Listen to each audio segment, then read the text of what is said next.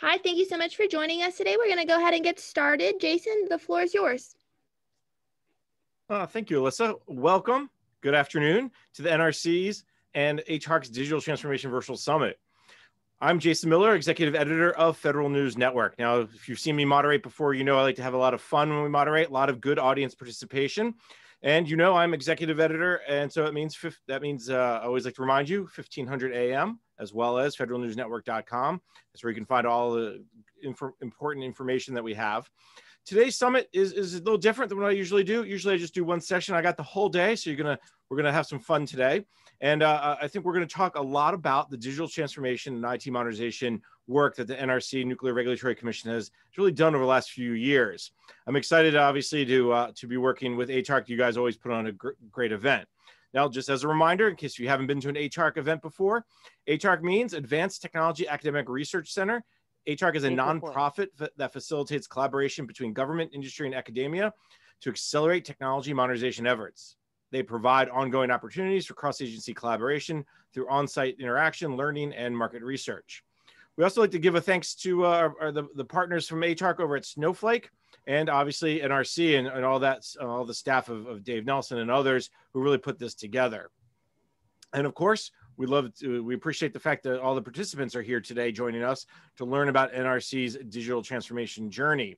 Now, again, we have a lot of presentations. It's a very informative day, but please take part in the discussion. Submit your questions through the chat, the Q&A portion. And remember, we're going to try to get all of the questions we can. And if we can't, then we will ask the speakers to catch up with you after the fact. So let's kick it off. Let's get started for our visionary keynote.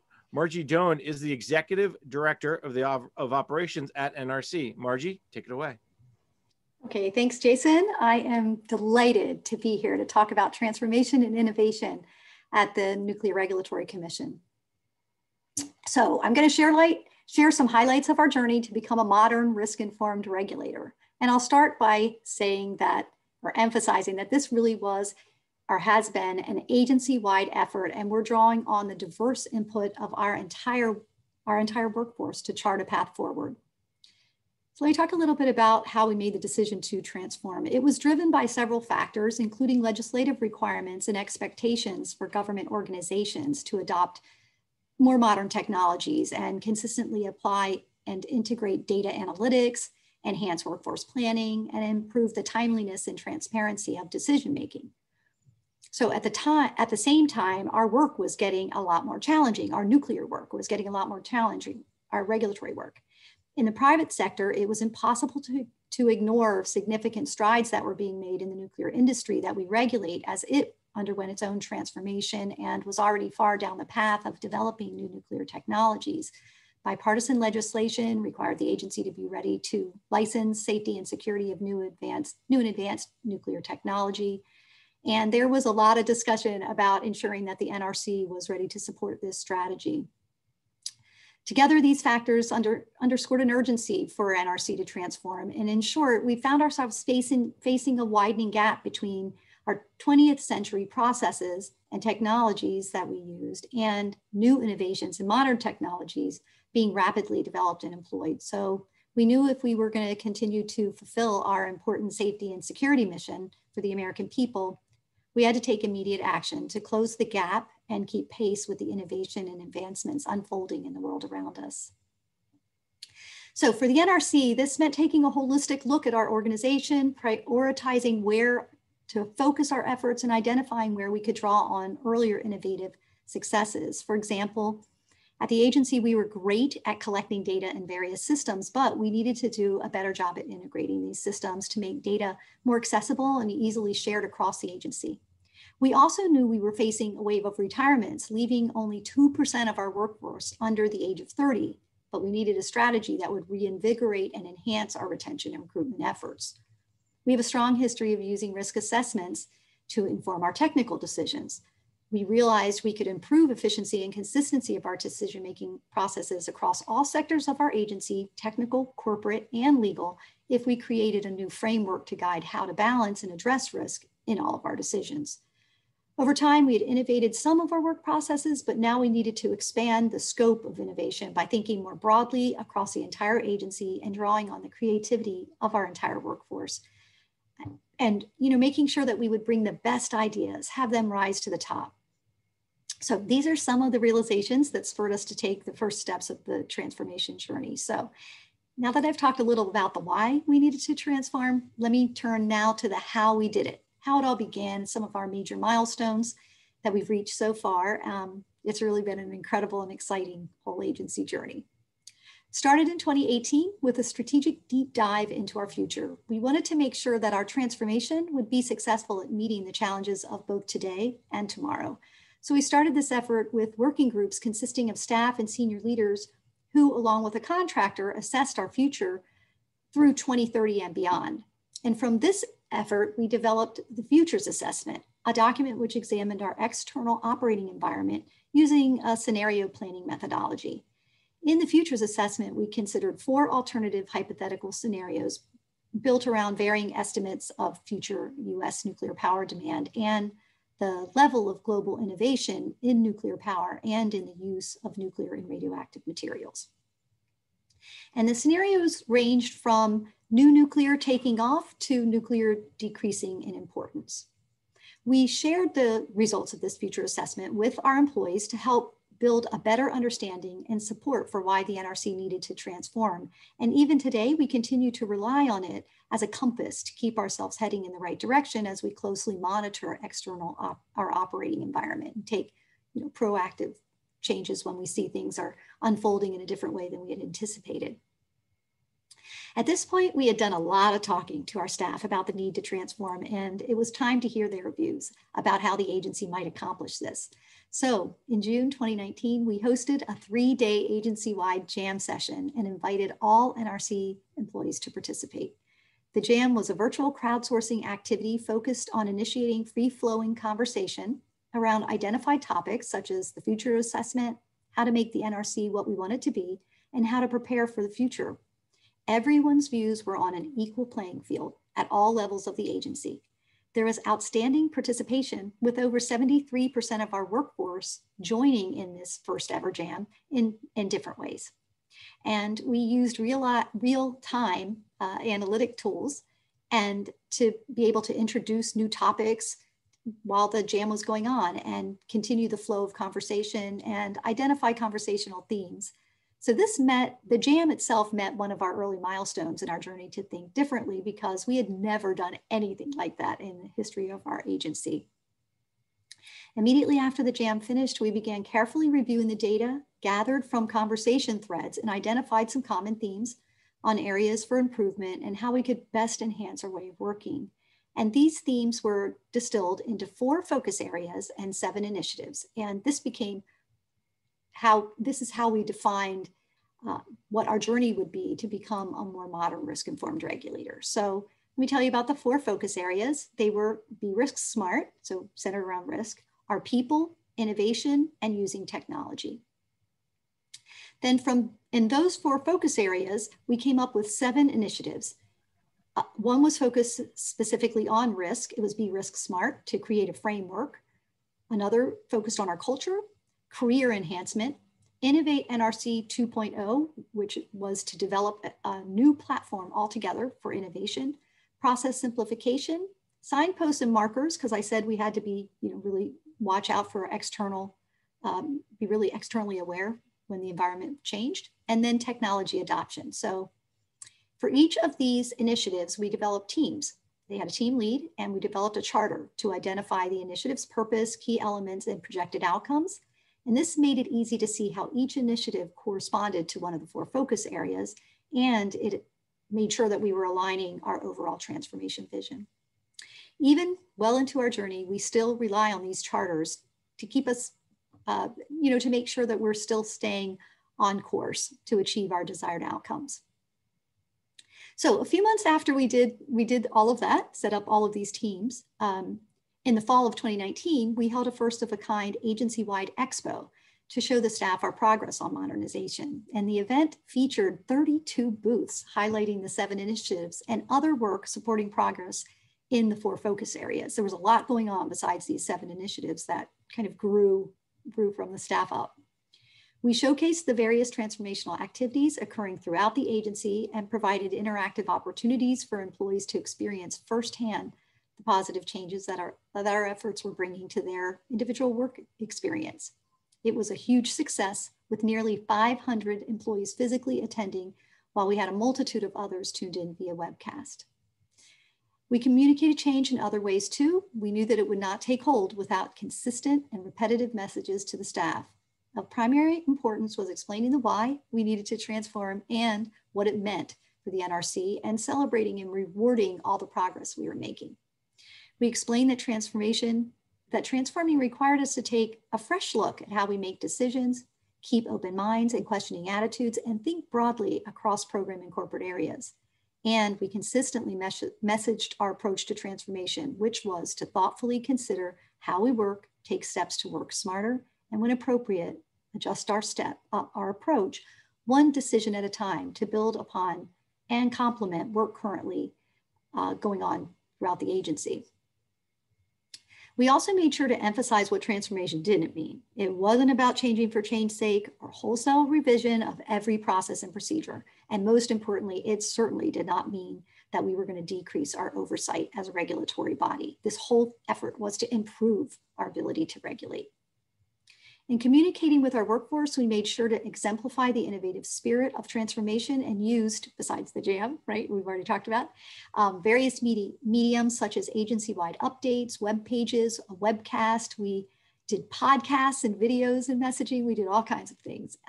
We also set up an interactive SharePoint site to serve as a one-stop shop to learn about transformation so that it would be very transparent to our staff, and included a Power BI dashboard to provide real-time tracking of our transformation progress across the different initiatives.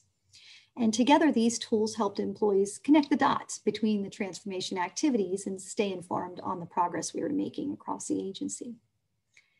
We were also committed to keeping our external stakeholders informed because we wanted to build trust in the statements that our change would be for the better. And we also wanted to get their feedback. So we did this by creating a public web page dedicated to our transformation journey. And we posted regular updates on our activities, and we held periodic meetings and continue to hold them that provide them opportunities to give us feedback live. So along with communications, we knew employee engagement was central to our transformation efforts. So we maximized opportunities to engage our workforce by encouraging them to take an active role in the journey. So for example, we invited employees to be part of the initiative teams. Anybody could join. We let everybody join who wanted, and we had hundreds of people all together on these teams, more than probably around 150 altogether, I think.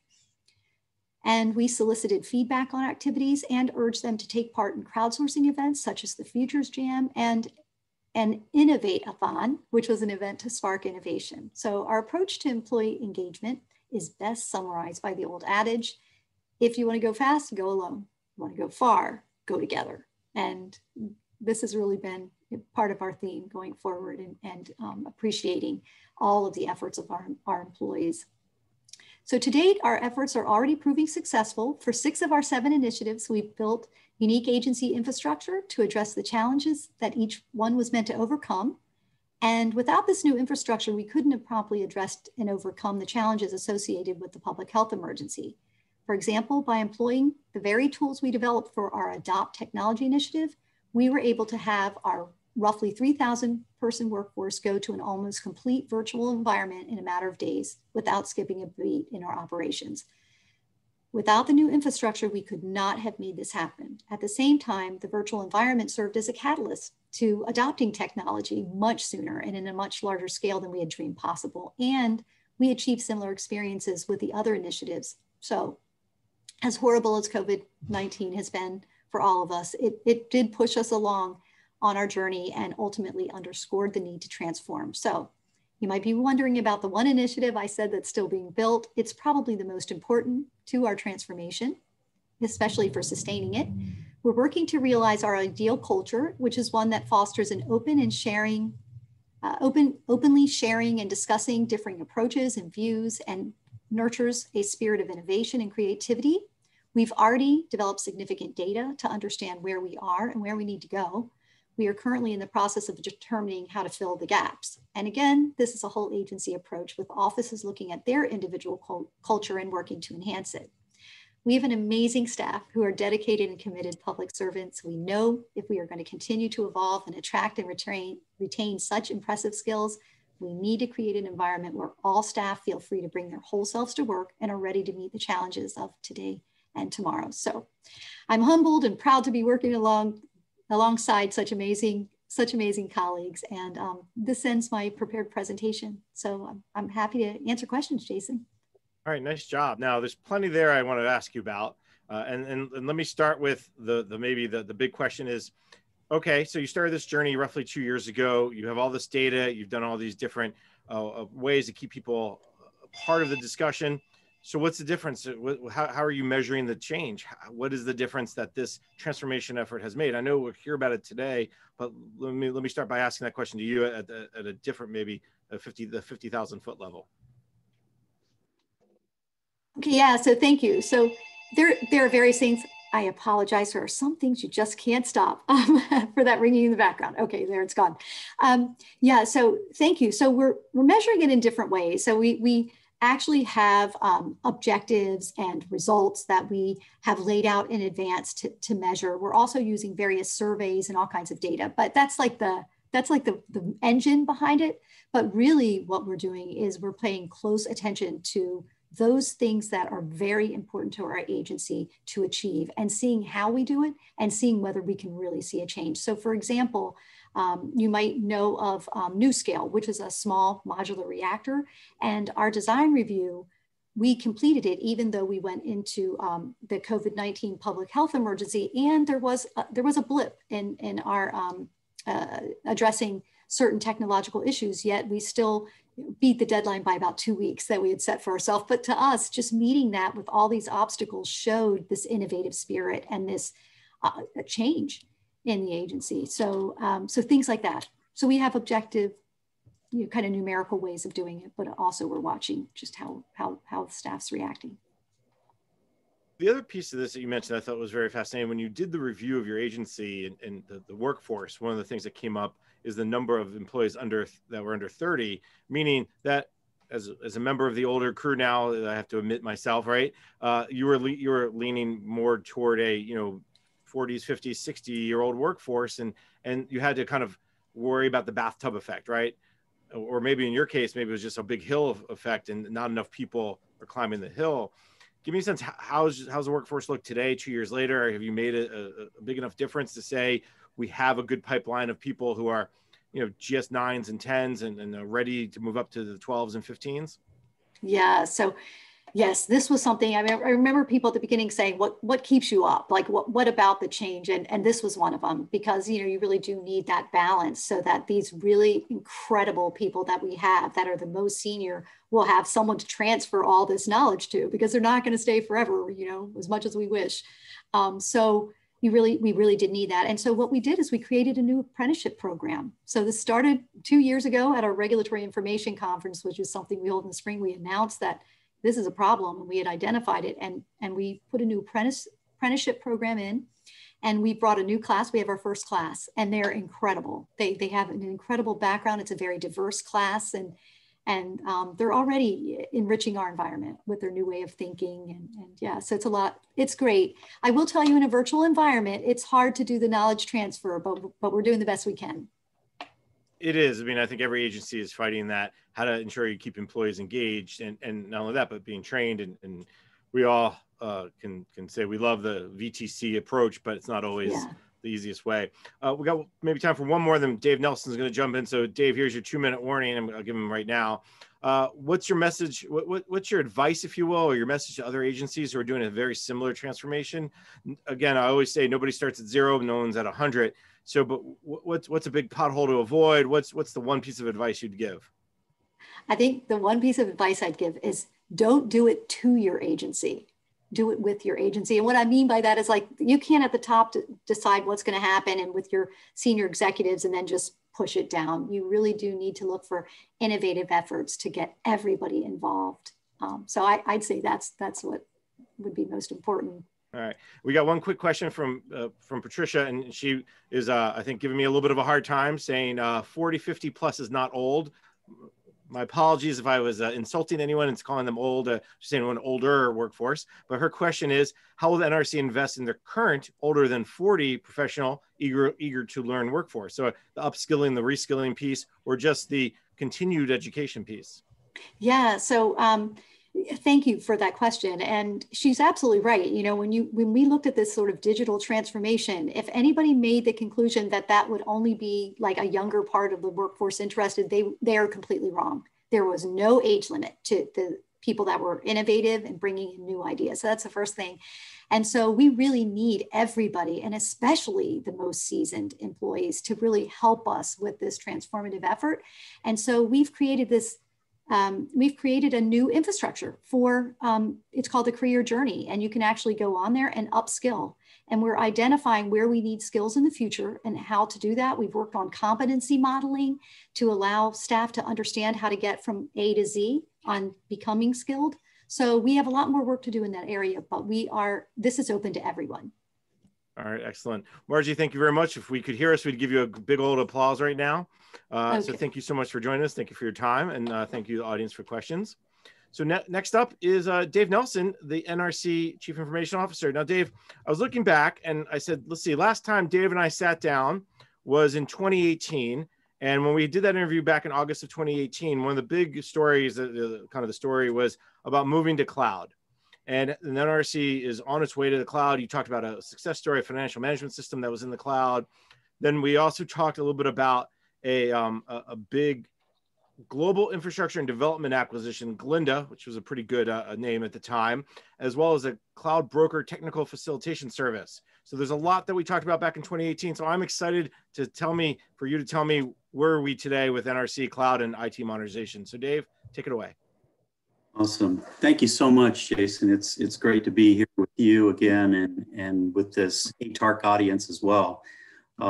Your memory is something to behold, and we do plan to talk about some of those initiatives here today. So if you don't hear it, please feel free to ask me about it afterwards. But I'd like to use this opportunity to share some insights into how my office has been supporting both the agency-wide transformation and the digital transformation that supports it. So building on the stories that Margie just shared with us, I hope to provide context into the additional internal and external drivers that have contributed to NRC's digital transformation. If I could share something here.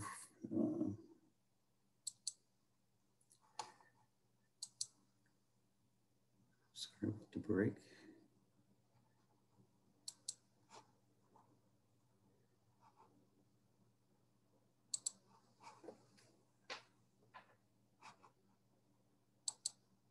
Okay. So my office is directly supported and participated in every phase of the agency transformation. As a member of the executive team and a partner to the mission offices, I consistently have an opportunity to share my perspectives, which have helped inform our collective strategy and prioritize transformation efforts.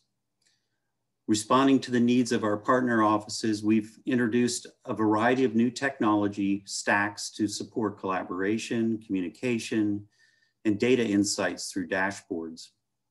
One example of this support is the secure media platform that we introduced to support the JAM that Margie talked about and engage the workforce in a real-time conversation about the future and the most important challenges to the agency.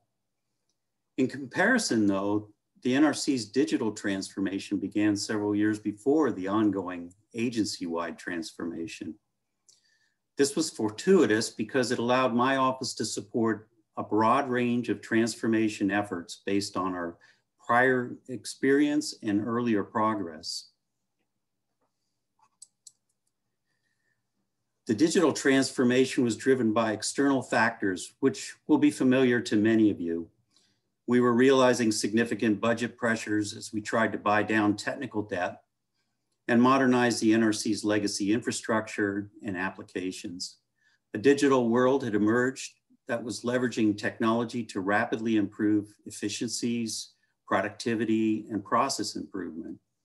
And new laws and guidance, and even the president's management agenda focus specifically on IT modernization, data accountability, and transparency, and the people or the workplace of the future. Along with these external factors, we were experiencing a new level of internal demand from our customers, the visionary leaders and engaged employees who realized the central role that information technology would have in NRC's future. These factors inspired my office to develop a vision statement to guide our efforts as we work diligently to address the demands before us. In our vision, we committed to being a valued business partner, not just a corporate IT service delivery organization.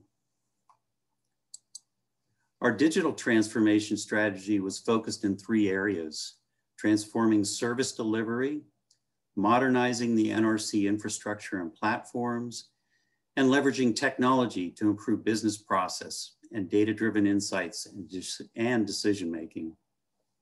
In the first area of transforming service delivery, we recognized that the vendor management and relationships were a critical area of focus.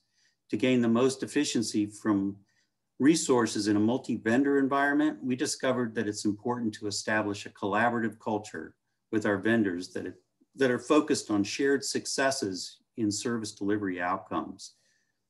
And much of this, as you mentioned, Jason, came from our large Glinda contract that we were putting in place several years ago.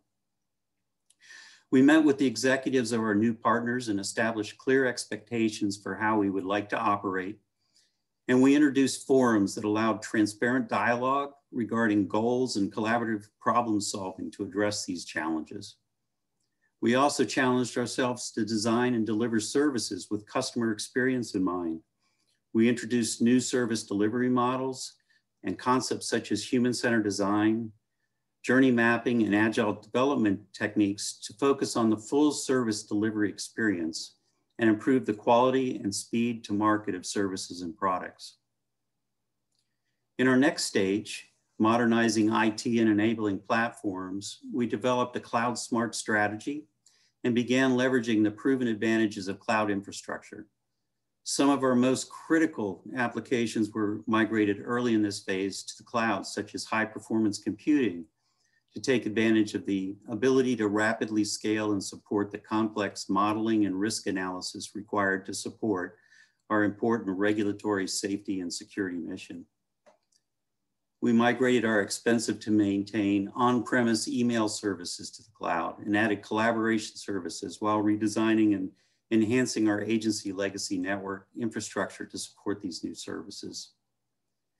The NRC's aging and end user equipment was replaced with standardized modern laptops and images that we introduced, and we introduced secure Wi-Fi throughout the facilities to support collaboration and mobility.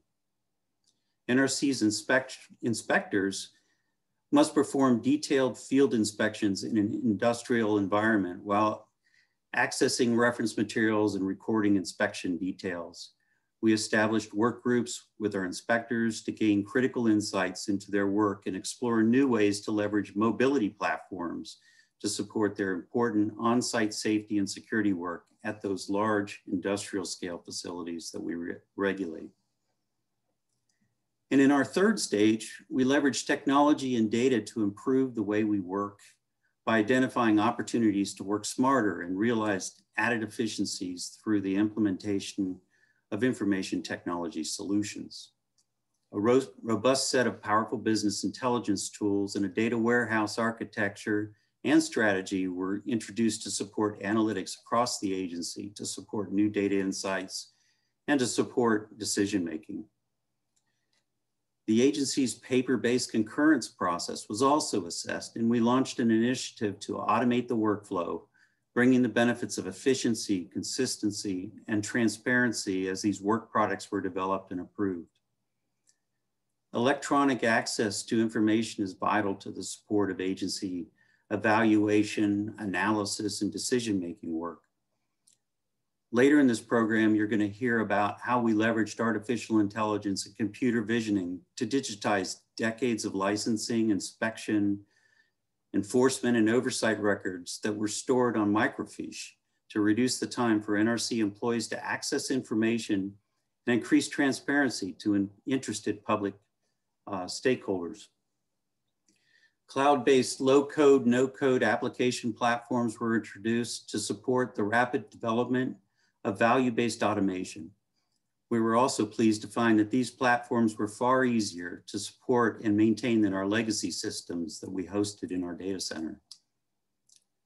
And we are also making strides in learning how to support increasing demand for new tools such as artificial intelligence.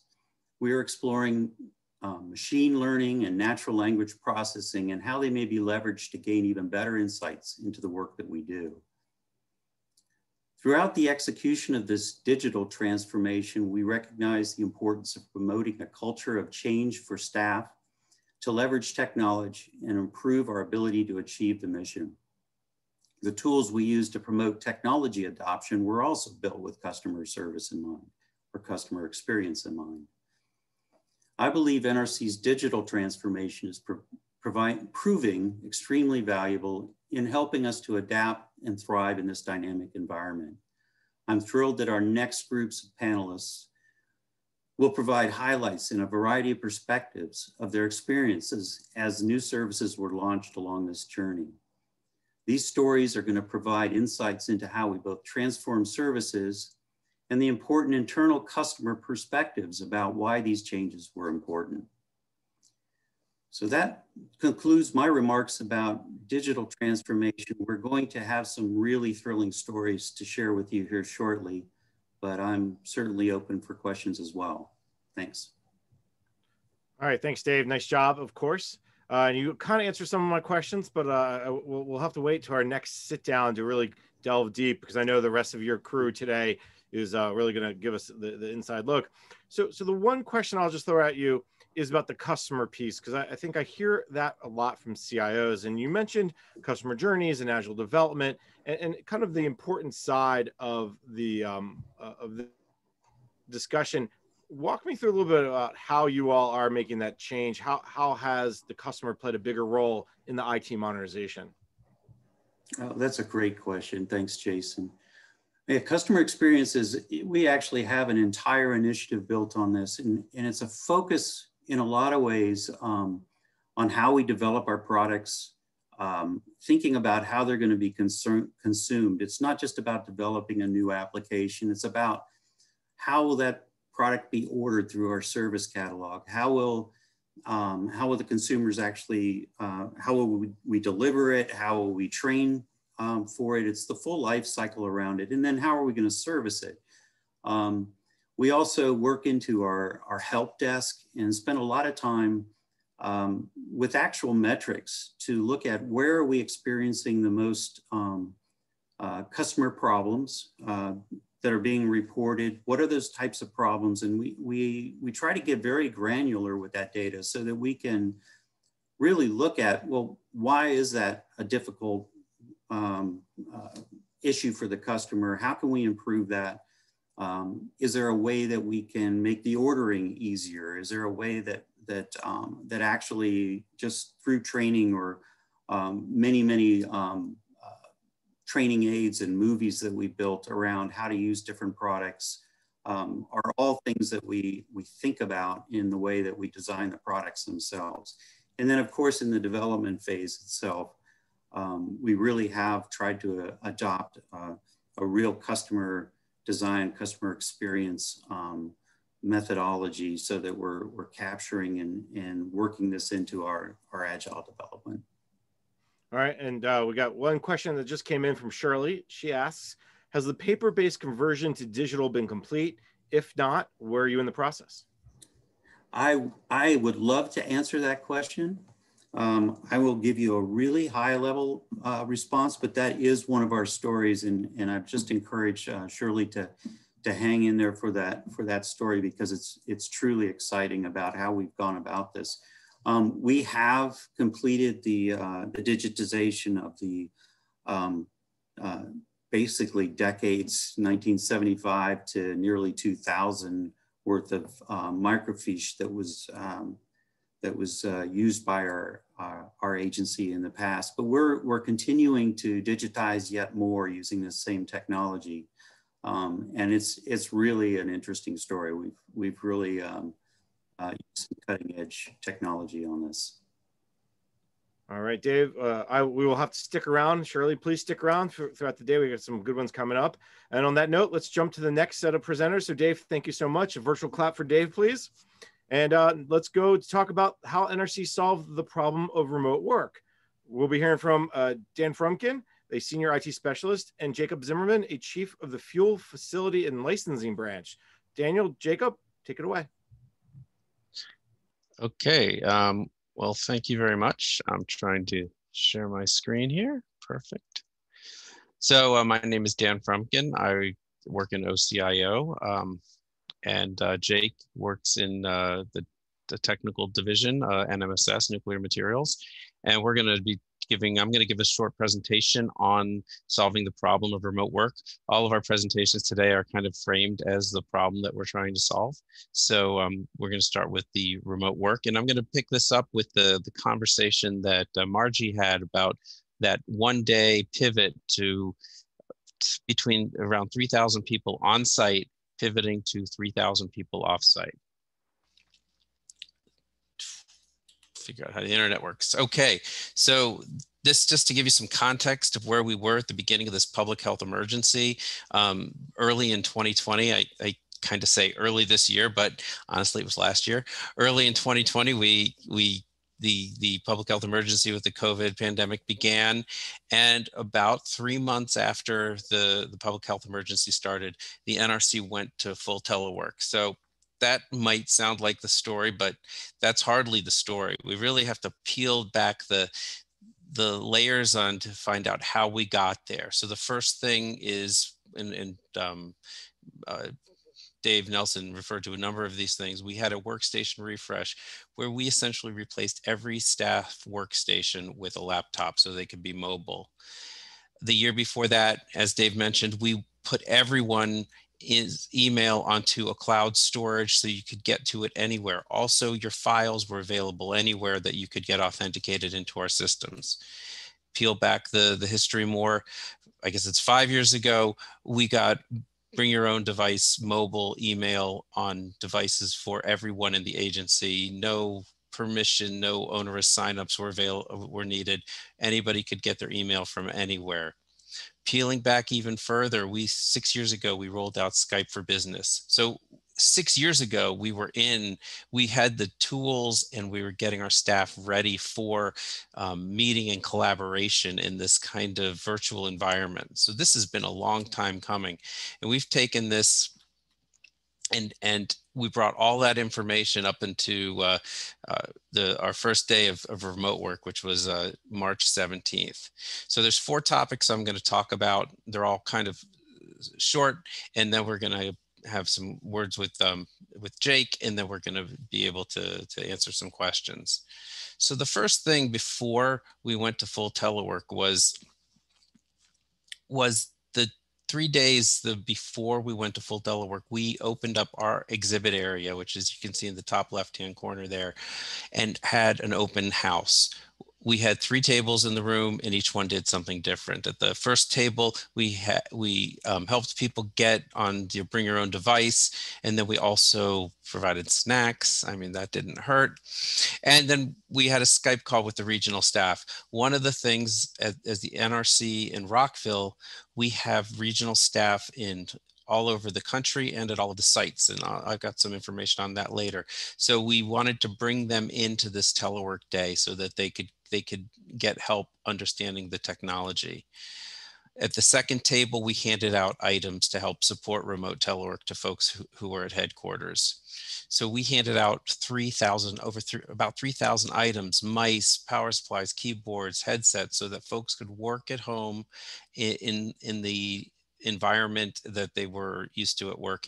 And they didn't have to bring their own equipment home, because honestly, at the time, we thought this was going to turn around in no time. But so we didn't want people dragging equipment back and forth. But we had a lot of equipment on hand, and we handed it out as much as we could. And we had lines and lines of people picking up supplies.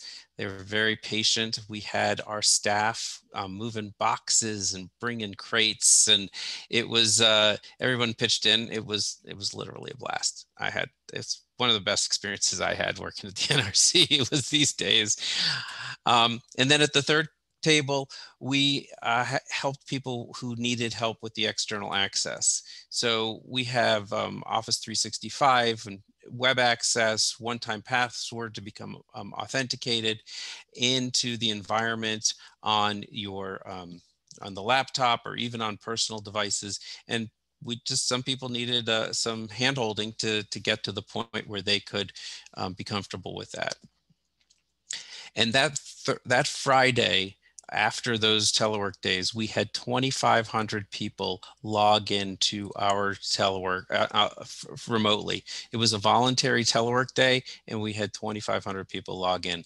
And just for context, the last time that we had that much telework was, I think, Snowzilla back in 2016, and we had 800 people call in, if I remember the numbers right, or not call in, work remotely. So we went from 800 people, and then we went through all of that upgrading with VPN, Office 365, and we were able to accommodate 2,500 people. And now on a given day, we've got 3,000 people on our network remotely, and it's smooth sailing. The third thing that we did is once we were in this remote telework environment, OCIO started to do almost weekly and then almost monthly presentations on how to get the most out of your technology at home, whether it's you're accessing our network, where your files are, how to connect with your mobile phones, how to work without a printer.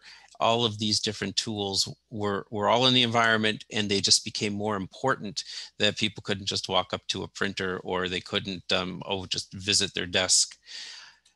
And the last piece was that we had a lot of folks who just were used to having 2 monitors at home. They couldn't do their work easily on a laptop. And we shipped 608 24-inch monitors that we had in stock to NRC staff all over the country. So this gets to the points of, where we're located. You can almost tell from this picture where the NRC is located. We have regional offices in Texas and Chicago area, Pennsylvania, and Atlanta, and then we're based in Rockville. But we also have nuclear plants all over the country. So we had 24 shipped monitors to 24 different states, and we did 100 a day, and it took about a week, and we got everything to the customers within a day. So after all of this rolled out, we did a survey, or actually our Staying Connected at a Distance group did a survey, and we got what I thought was really good feedback. 75% of the folks who responded to the survey gave the IT response a good or excellent. And I just put some words in here about some of the things that folks said to us. I really like this. Dave Nelson and his crew deserve a standing ovation. I think that speaks to something that Dave said about, we're not just a service where we slide IT equipment under a door and people take it. The customers know our names, the customers work with us, and it's a relationship that we're building to give them what they need to do their work. So those are the four areas that I wanted to mention. The telework prep days, that's John Moses, so I think he'll speak a little bit later. He was helping out the practice day, the training and office support, and the monitor distribution. So with that, I want to just ask Jake if you'd like to add anything else, and then we can hand it over to Jason for questions. Thanks, Dan. I'll just offer as a staff person's perspective, I think that the transformation of going into telework, and it's been discussed by Dave and Dan, it really started several years ago. And I think with OCIO staff and leadership, the approach that they took and their vision and strategy, which started, 5 or 6 years ago, we were prepared. Yeah, there were some bumps in the road, and that can be expected, especially when you look at the amount of people that were on initially at one time. But overall, I think it just has been a great transition. I did not telework before this, and I tended to be a late adopter of technology. And I think one of the big changes that I've seen in my almost 30-year career at NRC is the customer relationship management approach that OCIO at NRC has taken, that they actively engage employees and organizations to understand their business needs. They listen to the voice of the customer. They provide options and solutions to meet those needs. And in many cases, for me, they knew my needs before I even knew it. And the example there is, when we first went to Skype and then Microsoft Teams, I didn't use it as much, and I couldn't work without it today. And that was something that, I didn't think I needed, but they did. And so I think that's really been one of the keys, is that customer relationship management approach that OCIO has taken, and outstanding communications and collaboration with all the organizations. My biggest challenge has been, I'm a paper person. I like reviewing stuff on paper. I haven't printed anything out or used paper at home since March of last year. So I sometimes miss printing the documents, but I've adapted and I more fully embrace going 100% digital. In fact, when I return to the office, I plan on throwing away a lot of paper that I had in the office, old files and things, because I can do it all from my laptop and an extra monitor and my standing desk, and I'm good to go. Yeah, I think it's important to point out that I think in my branch in OCIO, I think only 60% of the people ever teleworked. So 40% of them have never, they never brought their laptop home. They never, even when it was available, they never worked on Citrix remotely. Work was where they worked. And that paradigm, as Margie said, it changed overnight. So with that. One other thing I'll point out, I think that helped us, is our continuity of operations program. I think we were able to leverage our existing COOP plan and apply some of the tools that were developed over the years in support of that, so that we could continue to operate either at headquarters or one of the regional offices if something happened. And so I think it was a lot of different things and lessons learned, and then just pulling it all together as OCIO and the other organizations did to be successful. All right, Dan, Jake, thanks for that. That was a really interesting use case. And let me ask one kind of follow-up question for you both, and then we have some other questions that the audience has put in. Dan, you mentioned something that I thought is fascinating. It's once we set people up with the technology, you actually had these weekly and then monthly sessions, how to use your technology. And a lot of times that training piece, that education piece, it gets lost, right? Here's a laptop, you know how to use a laptop, just use it. But these tools. So walk me through maybe a little bit of how it started. Okay, first we started with the basics. Okay, this is how you get on the Teams, and now kind of what you're doing today. And then Jake, if you don't mind, if you participated in those training sessions, if you will, walk me through the user's perspective and how much help was it? So maybe Dan, start us off. Sure. Let me talk about a little bit about how we've been doing some of our deployments in general for like the laptops and Teams and so forth. We've really started with a kind of an awareness effort that we've been doing, where we'll go on a road trip, we'll go to offices and we'll tell them about what's coming. We don't get and go click through all of the different capabilities, but what it's going to do, and really handle the hard questions. And then once the rollout occurs, we hit it with training, which is like what we did after our conversion to online telework. And the idea there is when I'm in my customer service role and other folks are hearing the same questions over and over again, that becomes the the outline for our presentations. And it's at least our approach, at least recently, has been to be in your face. We're like, people don't like going from Skype to Teams. We went from Skype to Teams. It's been fantastic, but people hated it. So we did our presentation, or they hated it at the time. We did our presentations. This is what's going to be different, and this is what you're not going to like, and this is why it's going to be okay. And it's weird because we're all on these. We have no idea what people are saying, but you take that kind of approach of really just straight talk with your customers, and you can feel like the room deflate, like the angst go away. And so that's the kind of the approach that we've been taking, really hearing what the questions are, going after them directly. And if something's going to be bad for the customer, we tell them. We're not going to tell them otherwise. So that's been our approach. Jake, did you take part?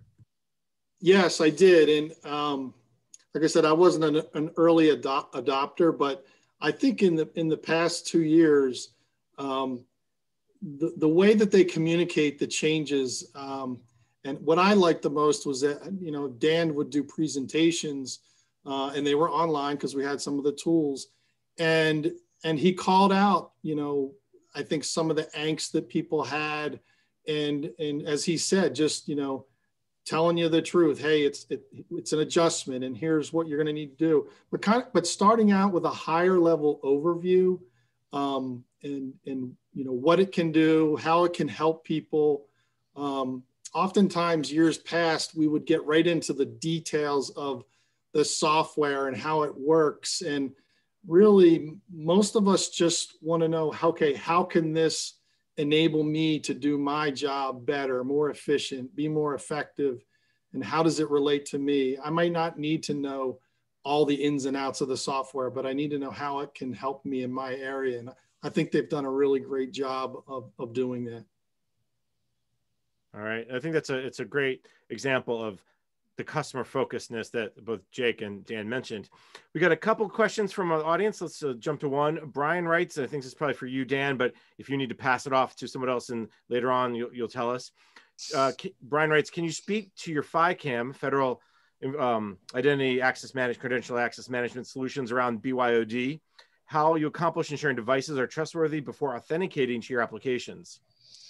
So we're a Microsoft shop, so we're using we've got the ICAM system to authenticate into Microsoft, and that gets us and their Intune systems, which is also authenticated with ICAM. That gets us onto Intune for mobile. Looking for my phone, for mobile Teams, and on personal devices and so forth. And through the web right now, we're on VPN with our laptops, with our mobiles. We have a lot of capabilities with the apps, and on our personal laptop or our personal devices, our home Macs and PCs and Chromebooks, you can actually get to the Microsoft web infrastructure. We don't have the Intune connections to the full applications on the personal devices yet, except for the phones, because it's kind of optimized for that.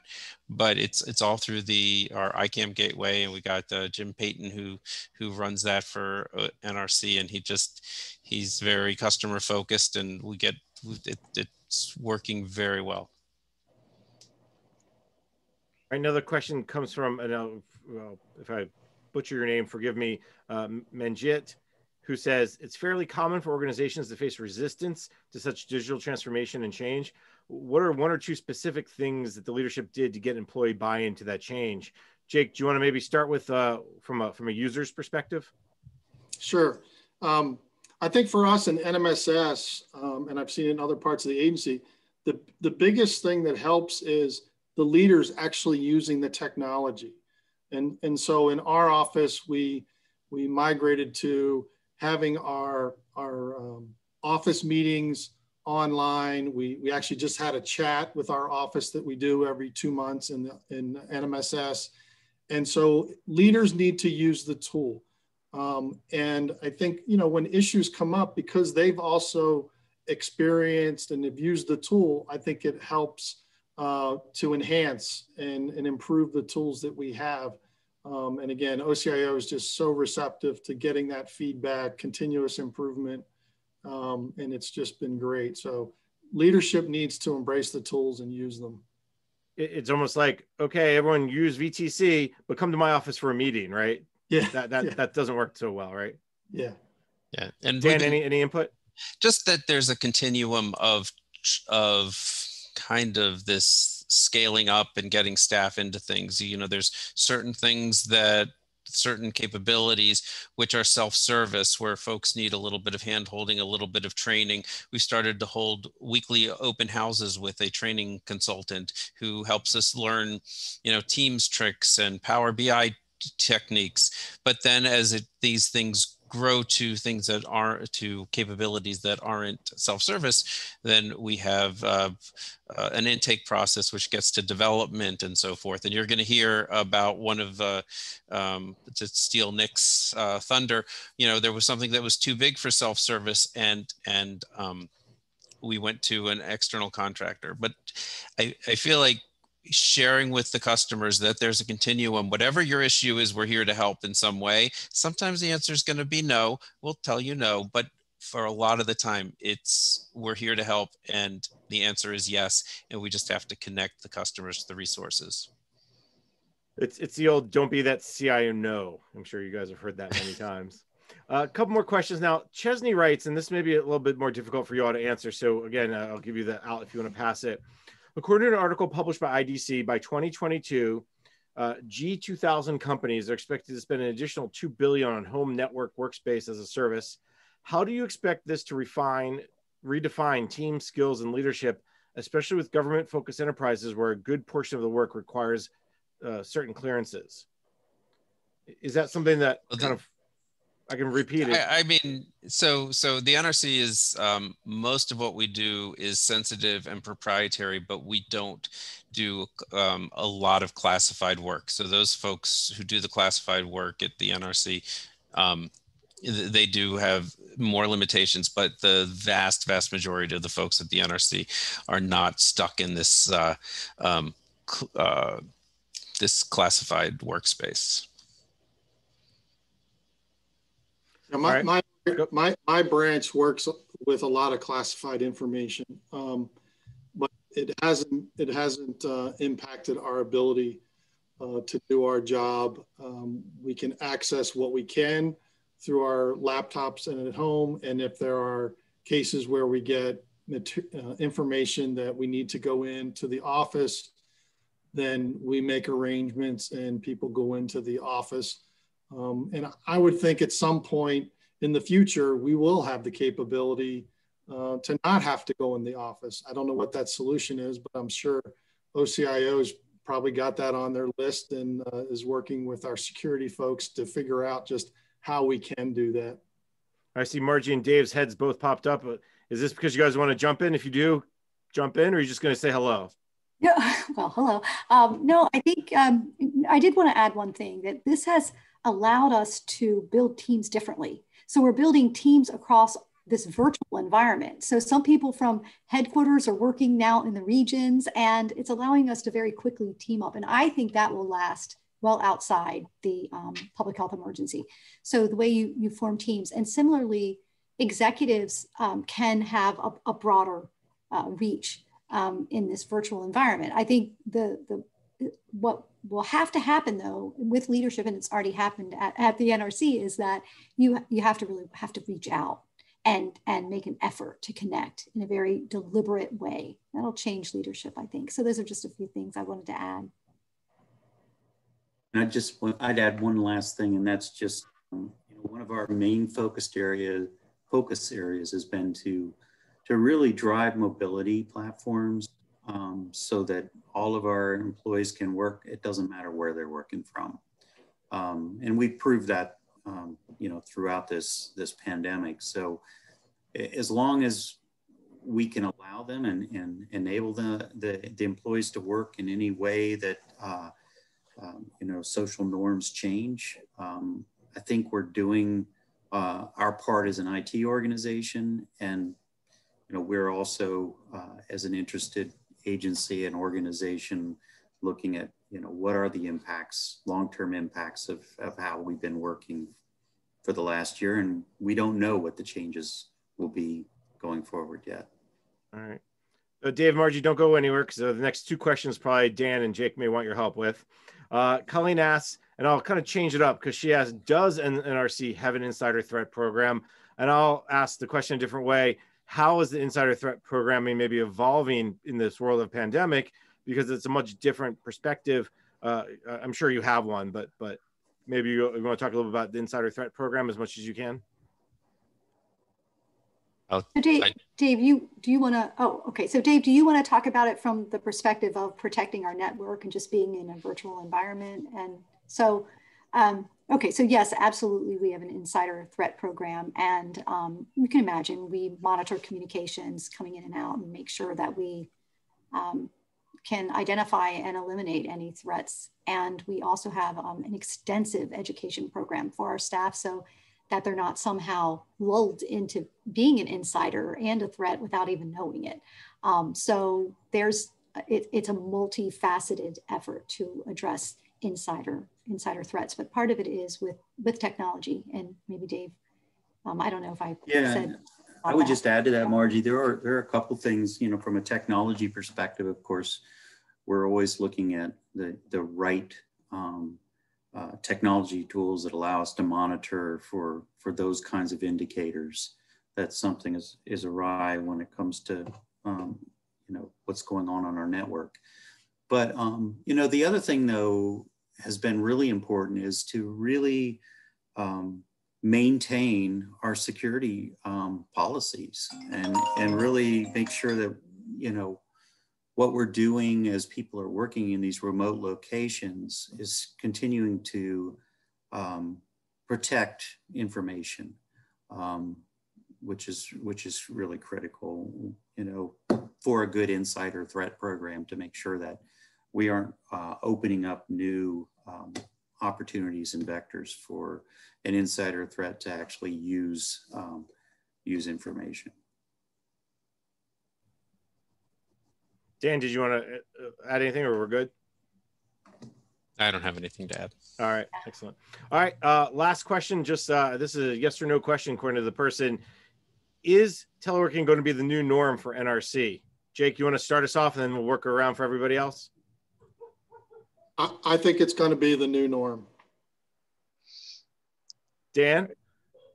There's a lot of people, including myself, are planning on teleworking much more than I'd ever thought. And Margie and Dave, you want to jump in on those? I'll give Margie the last word. So okay, so we'll definitely have an expand. We already had a lot of telework, as you heard, but not as much as this. So our telework will certainly expand, but we'll have a mixed environment when we come back. There'll be a lot of people in the building too. So I think it'll be a mixed environment. A lot of telework for sure. All right. I know as somebody who's been teleworking since March as well, I've enjoyed the not having the commute. So I'll continue to do this from home until we have live events. Let's thank Jake and Dan for their time. Virtual applause, and thanks for Margie and Dave also for jumping in and helping out answer some questions. So let's move on to our next. And this next session is going to be about how NRC has been solving the problem of inaccessible data through digitization. We're here from John Moses, the Director of Governance and Enterprise Management Service Division, Kenny Nguyen, the leader of the Information Technology Processing Team, and Tom Wellock, who is the historian at NRC. So different perspectives. So John, Kenny, Tom, take it away. Great. Thanks, Jason. So what I'm going to do, we've broken this into 3 parts. I'll discuss NRC's challenge of providing our staff and stakeholders access to millions of documents, cataloging the agency's regulatory decisions. Next, Kenny Nguyen will discuss how we accomplish this feat. And then Tom, our historian, will share his experience with these digitized documents and what it means for agency staff. Next slide, please. So to start us off, the New Docs digitization project vastly expanded agency and public access to information. It also simplified the process and reduced the time to search, view, and download such important regulatory materials. Starting at the beginning, in the 1970s, the NRC, like most organizations at the time, conducted its mission activities, licensing, inspection, enforcement, and oversight via paper. Next slide. However, in 1979, the agency began transitioning to a then modern technology and began filming mission documents on microfiche and aperture cards. And in a few moments, Kenny will walk you through what the differences are between a microfiche and an aperture card and what they really are. Next slide. So for 20 years, the NRC filmed key mission documents. By 1999, the New Docs collection had grown to 110,000 microfiche containing millions of documents and 43 million pages, also arrayed on 90,000 aperture cards. Through this mountain of information, agency staff and the public could retrieve regulatory documents from the NRC's public document room. So you had to come on site to see these materials. And just walking you through the process. Typically, a person would walk up to a microfiche cabinet, which is displayed on the left of the screen, grab the correct drawer containing the fiche, sort through thousands of fiche, which are in the middle and far right, take out the fiche, walk over to a microfiche reader, and slowly look through the fiche reader among hundreds and hundreds of images. As you can see, they're very small images in there. Not surprisingly, this was a really time-consuming and sometimes frustrating process. So that's setting up our challenge. Next, I'd like to turn to Kenny Nguyen to explain how the NRC implemented the New Docs digitization project. Thank you, John. The microfiche is, as we know it, is a flat sheet of film containing micro photographs of a document, an illustration, or a diagram. There are many different types of microfiche depending on the image size and how they were created. For example, there are 24x, 36x, 42x, and 48x. The 48x type is a 4-inch by 6-inch that contains up to 448 images. That's 28 images across and 16 images down. The NRC's microfiche 48x type that contains 364 images. That's 28 images across and 13 images down due to a space designated for the title. So what I have in hand is the actual microfiche that part of the digitization project that we digitized. Next, please. Next slide. An aperture card is similar to the very old IBM punch card with a cutout window where a single 35 millimeter microfilm frame has been mounted. The 35 millimeter microfilm contains an optical reduced image of a large diagram, such as an E-size engineering drawing. So here are the actual aperture card that was part of the digitization project. Next slide, please. In 2018, OCIO decided to assess the feasibility to digitize the New Docs microfiche collection. The challenge we faced was immense. As John had pointed out, we have about 90,000 aperture cards and 110,000 microfiche. That's roughly 43 million pages and 2.4 million documents in total. Our goal was to convert the microfiche and aperture cards into electronic format, such as PDFs. So the files can be readily searched and accessed from the NRC's Adams electronic repository. The solution employed an advanced software using computer visioning and artificial intelligence to generate images with searchable text. The key thing is with searchable text. This innovative software offers high quality scans and much faster processing than other digitization tools we've used in the past. Next slide, please. In the fall of 2018, OCIO partnered with the Office of Administration to procure the software and provide the services to digitize the new docs microfiche collection. Next, OCIO established a semi-trusted network at the NRC headquarters for the contractor to digitize these microfiche and aperture cards, and then authorized the scanning software solution with hardware equipment.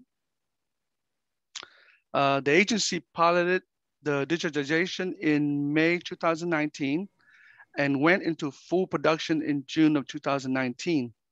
The project was completed in September 2020 within budget and 3 months ahead of schedule. Yay, even in spite of the COVID-19 health emergency. Next slide, please. The digitization project is contributing to the agency's transformation in several ways. First, the volume of documents available from the Adams main library increased over 60%. That's close to 2 million documents. This dramatically expanded electronic access to 2 decades of licensing, inspection, enforcement, and oversight materials spanning from 1979 to 1999. Next slide, please. Second, the digitization project decreased the efforts to find, view, and access agency documents, lowering substantially the cost of time for staff to search and retrieve new docs information from Adams. That's all for me. Now it's my pleasure to turn to Tom Wellock, the NRC historian, who was integral to our success digitizing the new doc collection. Tom will share his experience with the digitized documents and what that means for the agency staff and for our stakeholders. Okay, you can go to the next slide and hold there. Okay, just to give you a little background why I'm the customer perspective. You know, as the historian, I, of course, research and write about the history of the agency. But what I've also come to do over the last decade or so that I've been at the agency is that I'm the person that the staff and the public come to when they've lost all hope of finding a record. So in a way, I've become not only the agency historian, but like the chief looker-upper for documents that people can't find. So through those experiences, I've had just a tremendous amount of experience working with the microfiche that the NRC had. It was a tremendous resource. It's on site. Our paper records are stored off at the Federal Records Center. Finding documents relatively quickly, even before the digital age, really meant that I had to go to the microfiche a lot. And so I developed a pretty strong love-hate relationship with the fiche. It was a tremendous resource, but yet it was such a frustrating experience working with the manual versions of this. And so to give you an idea of why it was such a difficult experience, let's go to the next slide.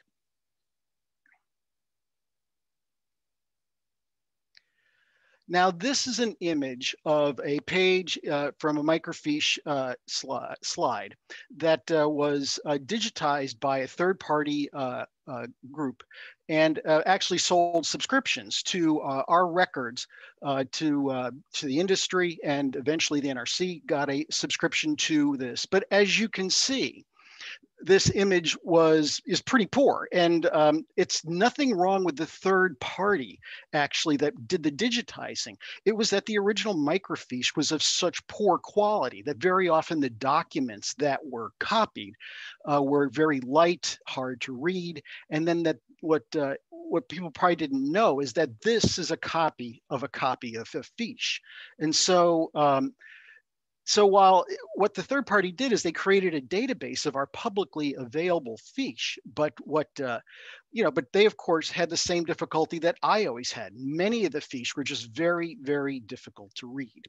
And so this was a frustrating experience. It meant that you'd go to a document and you'd realize you simply couldn't read it. And I selected this one because this is one that actually made a great deal of difference. This document, which is a transcript of a meeting back in the 1980s, I would later use this document for my own research and writing. Now, so when OCIO decided to digitize our fiche, they recognized that there was a demand for this because this third party was already, had already digitized it. People were using it, staff were using it. I got a subscription to it. But what OCIO did that was different is they went back and they got the master fiche, the copy of the copy. And so when they made the digital images, they had that master to work from.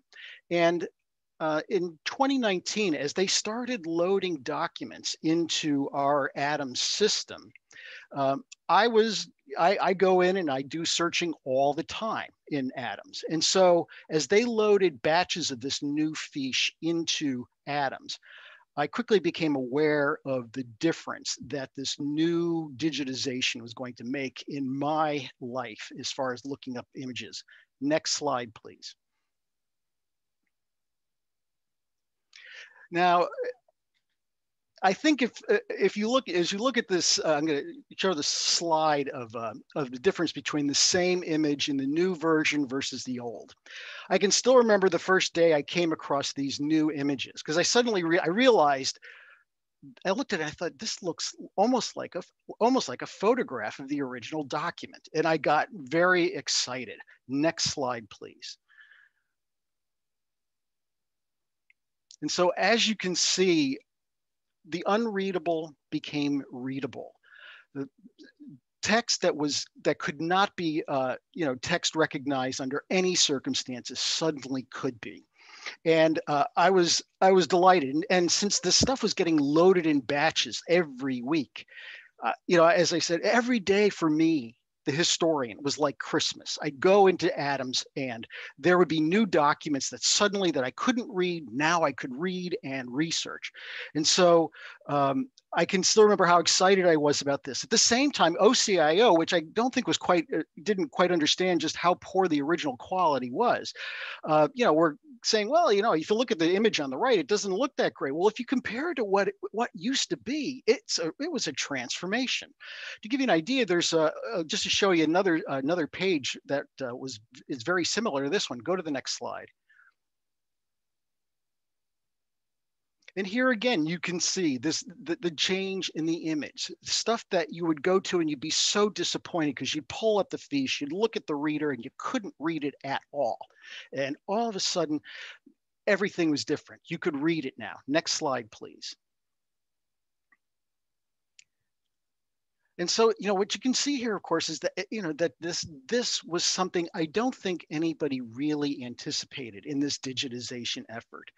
I think everyone understood that this would make these documents available to the staff and available to the public, really for the first time. Who wants to walk into the public documents room and go through fiche?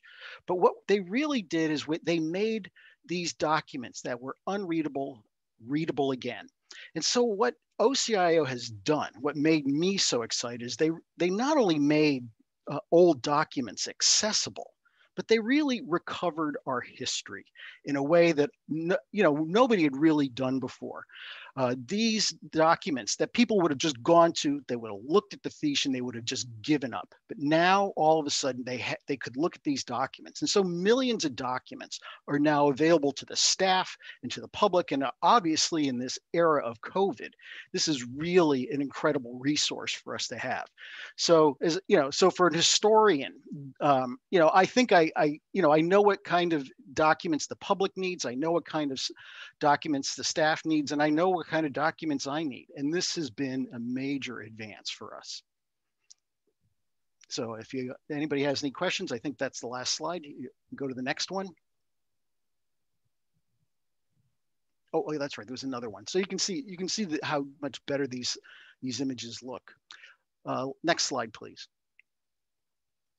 So to kind of sum up what this digitization effort did is obviously it expanded access, streamlined the process. Now all the documents that we used to have on this fiche are now available in the same database as our modern documents that had really been digitized, had always been digitized since about 2000.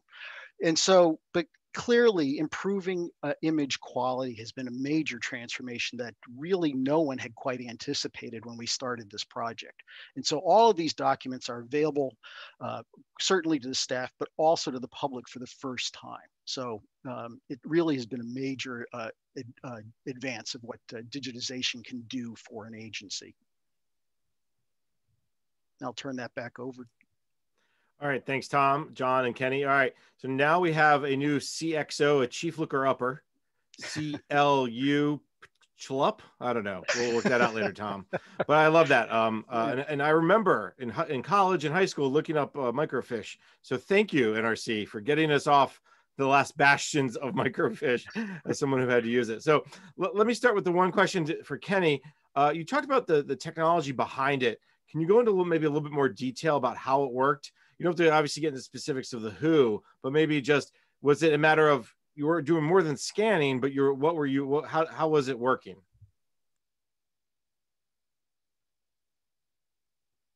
Let me unmute. I'm sorry. Yeah, the software is so advanced compared to other software, right? It's the way it's able to convert section portion of an image. And then from there, it's able to pick up the pieces together, the image, and then create that searchable text. Is amazing, and it requires a lot of horsepower, but yeah, in the end, the result is well worth it. John, Tom, you guys want to jump in on that, on the technology side a little bit? Sure, I could join in a little bit. So what we found compared to other types of digitization software or optical character recognition software was, as Kenny said, this one broke it up into segments. So maybe the header might be, New Times Roman 20 font, and then the main text is in italics, and it's Arial 12 font. So oftentimes these character recognition software gets caught up and it's unable to convert or trips over different sized fonts, graphics, and text distributed throughout. So as Kenny said, this tool actually automatically, through computer visioning, and then they have an AI backend, will break up the document in several chunks, basically what it sees, and say, okay, I'll scan all the large font, I'll scan the small font, I'll scan the image or picture or graph, and then I'll stitch it back together. It also was innovative that it would pull the data and kind of reassemble some of the metadata into a package in addition to the text layer or what's derived from the image. So generally these softwares take a picture and then convert what they see into a text. This one also took it and helped sync it up with some metadata that we already have. So that was quite innovative and helpful for us.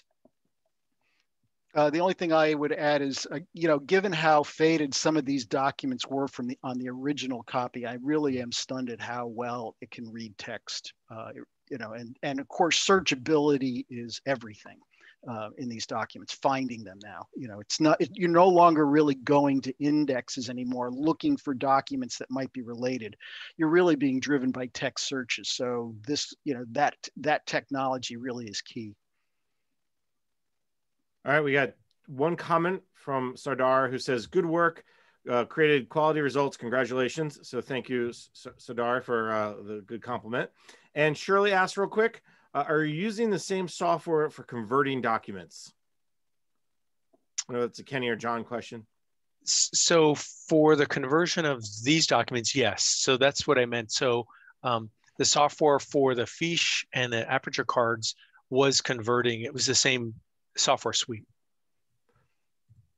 But maybe is this able to convert other documents too, or is this only for fiche? No, you can convert other documents as well. paper as well. Is this, I guess she's asking, is this technology being used for other historical records or records? Actually, it's being used currently by another part of our organization. There's other processes where individuals get licensed to handle nuclear materials by the agency. So their information flows generally electronically, and this tool is also helping sort and categorize and process those materials as well. So it's being used both retrospectively and prospectively. All right, very good. Let's move on to our next panel. Let's give John, Kenny, and Tom a virtual round of applause. Nice job, gentlemen. Thank you very much for taking the time. Thanks, Jason.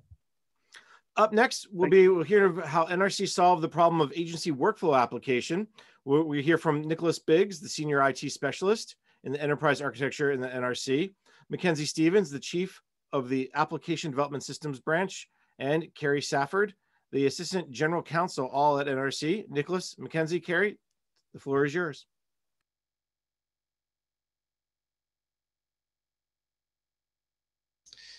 Mackenzie, you're muted.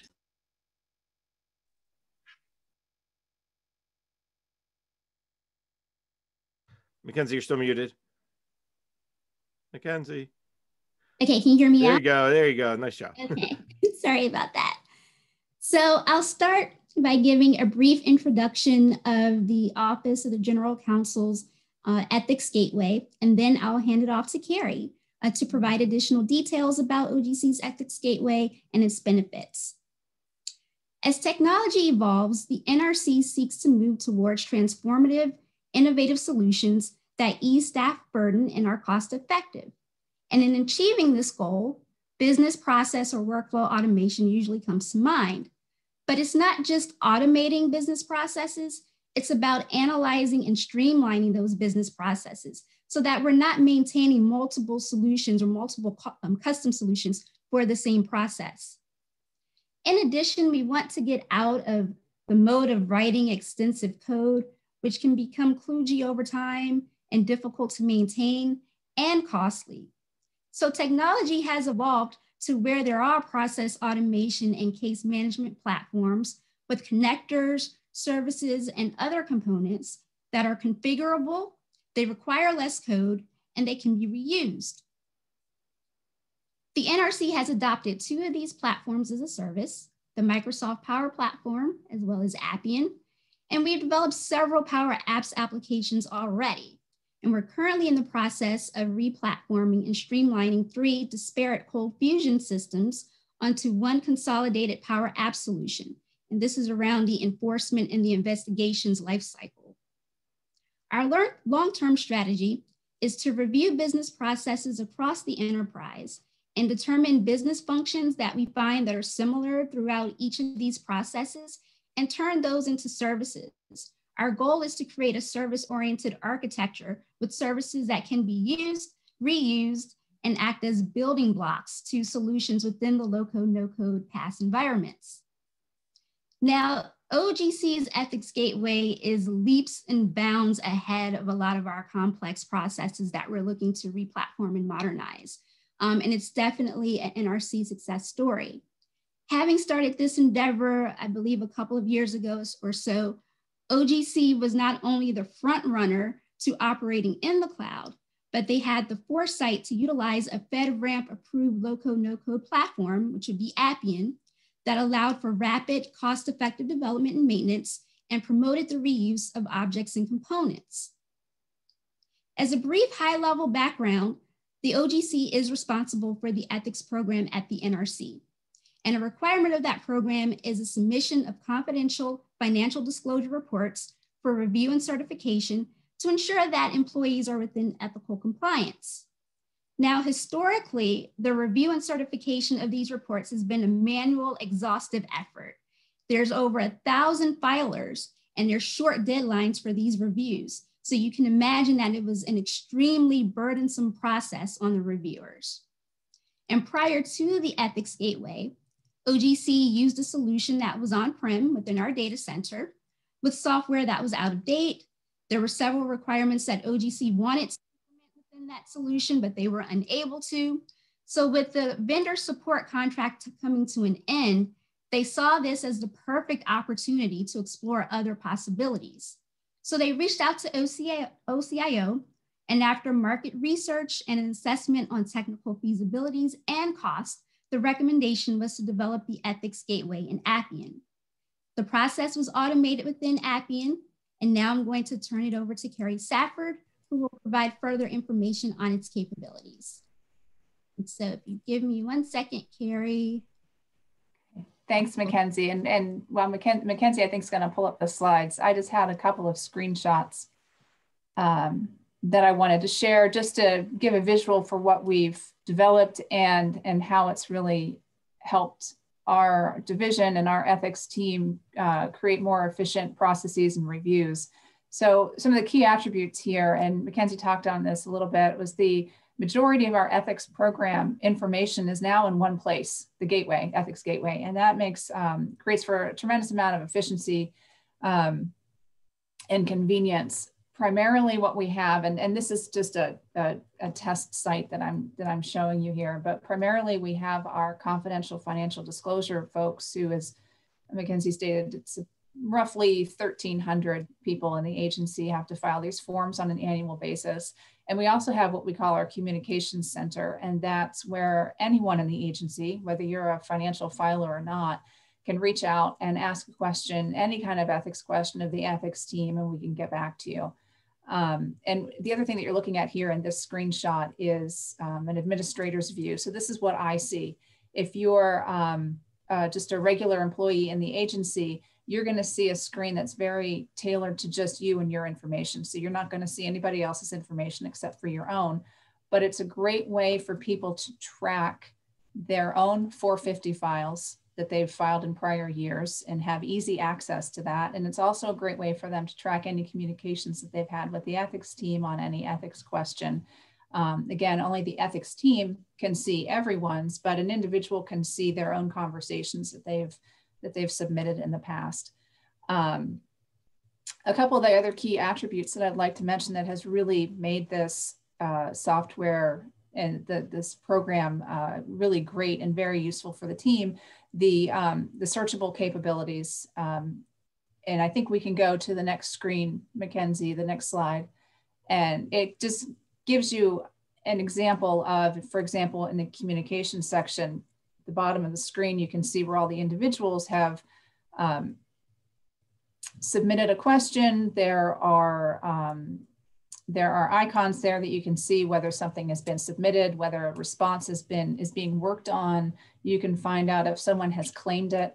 If no one has claimed an ethics communication, I can go in as an administrator and assign tasks to members of my team to keep things moving quickly. And these are all new improvements that we didn't have before. And this is just really a tremendous, tremendous system. I can also, and any member of the team, we can come in here and we can run searches, and we can run them by individual name. We can run them by keyword. We can run searches by date. Helps us narrow down information on trends. Another example is we have an annual questionnaire that we need to fill out for the Office of Government Ethics. And a lot of the information that they ask, we can gather from this system now. It's all in one place, and we can run reports and get that data in a much faster way than we'd ever been able to do it in the past. And then just one more slide I have just to show. This is a screenshot, and it's basically for someone like me who's very visual and I like to be able to see things quickly and easily and in a snapshot of what's going on. What the screen does for us is it shows you on a compliance level from when you have our confidential filers, how many people have filed, how many of our annual filers, how many of our new entrants have filed. And we have a small window, about 6 weeks for these filers to submit their forms. And it's an easy way for me and the team to keep track of how we're doing, how many reminders need to go out, who we need to bother. And then at the bottom of the screen, we have general information all in one place for anybody in the agency that gives you information on the 450 filings. It gives you information on our prohibited securities, whether it's a list of prohibited securities. It also includes the list of positions that are required to file. So if there's questions about, hey, am I subject to the prohibited securities rule? you can pull that up. If it's not clear from that list, that's where the communications portion comes in. So again, it's sort of this one-stop shop for most of our ethics concerns. The only thing that's not included in here are the public financial disclosures, and that is run on a software platform through the Office of Government Ethics. But everything else that we do for the program is run through here. So to use the word one more time, it's incredibly efficient and has made our lives much, much easier. I think that's all I had. I didn't know if there were any questions or. One thing I also wanted to mention is that it took, I believe, 6 to 8 weeks to develop this application, whereas typically it's taken us about 6 months to a year. It took 6 to 8 weeks to develop in Appian. And that's one of the things that we're looking for in building these you know, I refer to them as Lego blocks. These reusable services, but also services that are native to those platforms, services that can be used for natural language processing or other forms of AI, that can be reused for concurrence. So I just wanted to add that. It was an intense development period. It was very highly focused. We were able to work on a near daily basis with the development team to make sure that we got everything, all of our requirements included that we could possibly get included. And then through the testing period, we also worked not just with our own ethics team and in the Office of General Counsel, but we also included folks in the agency who would be filers or users of the system, because we wanted to get their feedback on whether this made sense. Was it logical? Did they understand the prompts and the cues and the forms that we were adding to the system? Right. This is a great success story. Interesting. I know the ethics piece is something that every agency probably struggles with to a certain extent. I want to just, I saw Nick is on here too. His camera's not on. Nick, or did you want to say anything, or you're just here for moral support? Well, I'm definitely here for moral support. All right. And I wanted to offer this to Mackenzie. You know, Legos is definitely something that is close to my heart. And yes, being able to leverage the no-code, low-code environment to support that type of development is awesome, because we can reuse those pieces over and over again, and it simplifies our development process. But I also wanted to kind of take my hat off a little bit to the development team as well as the project management team for bringing everyone to the table, you know, as Carrie had mentioned, to make sure that everyone was part of the discussion and moving this effort forward. So, you know, cheers to everyone on the project. All right. Well, thank you for jumping in, because that was the one question I was going to have, is the technology behind it. But maybe if Mackenzie or Carrie wants to jump in here. Carrie, you mentioned that this is much different than what you had before. Maybe describe the before system so we know how much different the after system is. Well, I will confess, I came into this role right on the cusp of the current system. So I was involved in the development of Ethics Gateway, but I did not really have much of an opportunity to use our prior system. However, in the development process, I did hear quite a bit from the team that we were using and that we had pulled in from the ethics group to develop Gateway. Just, you know, the searchable, right? So one of the biggest things, one of the biggest attributes we have is how can we search this information? We actually didn't have the ethics communication portion in the old system. It was through an ethics resource box in Outlook, an email box in Outlook. So we had information coming in all over the place. As I understand it, the forms, filling out the OGE form and the prior system was not intuitive. It created a lot of questions that came in from users. How do I do this? Where do I put this? How do I add more lines? You know, basic user interface issues that were resolved when we went to the Gateway, the Appian platform. Mackenzie, anything there to add? I don't have much to add. I also was not involved in either the legacy or the modernized Appian solution. But from what I've heard, it was difficult to maintain.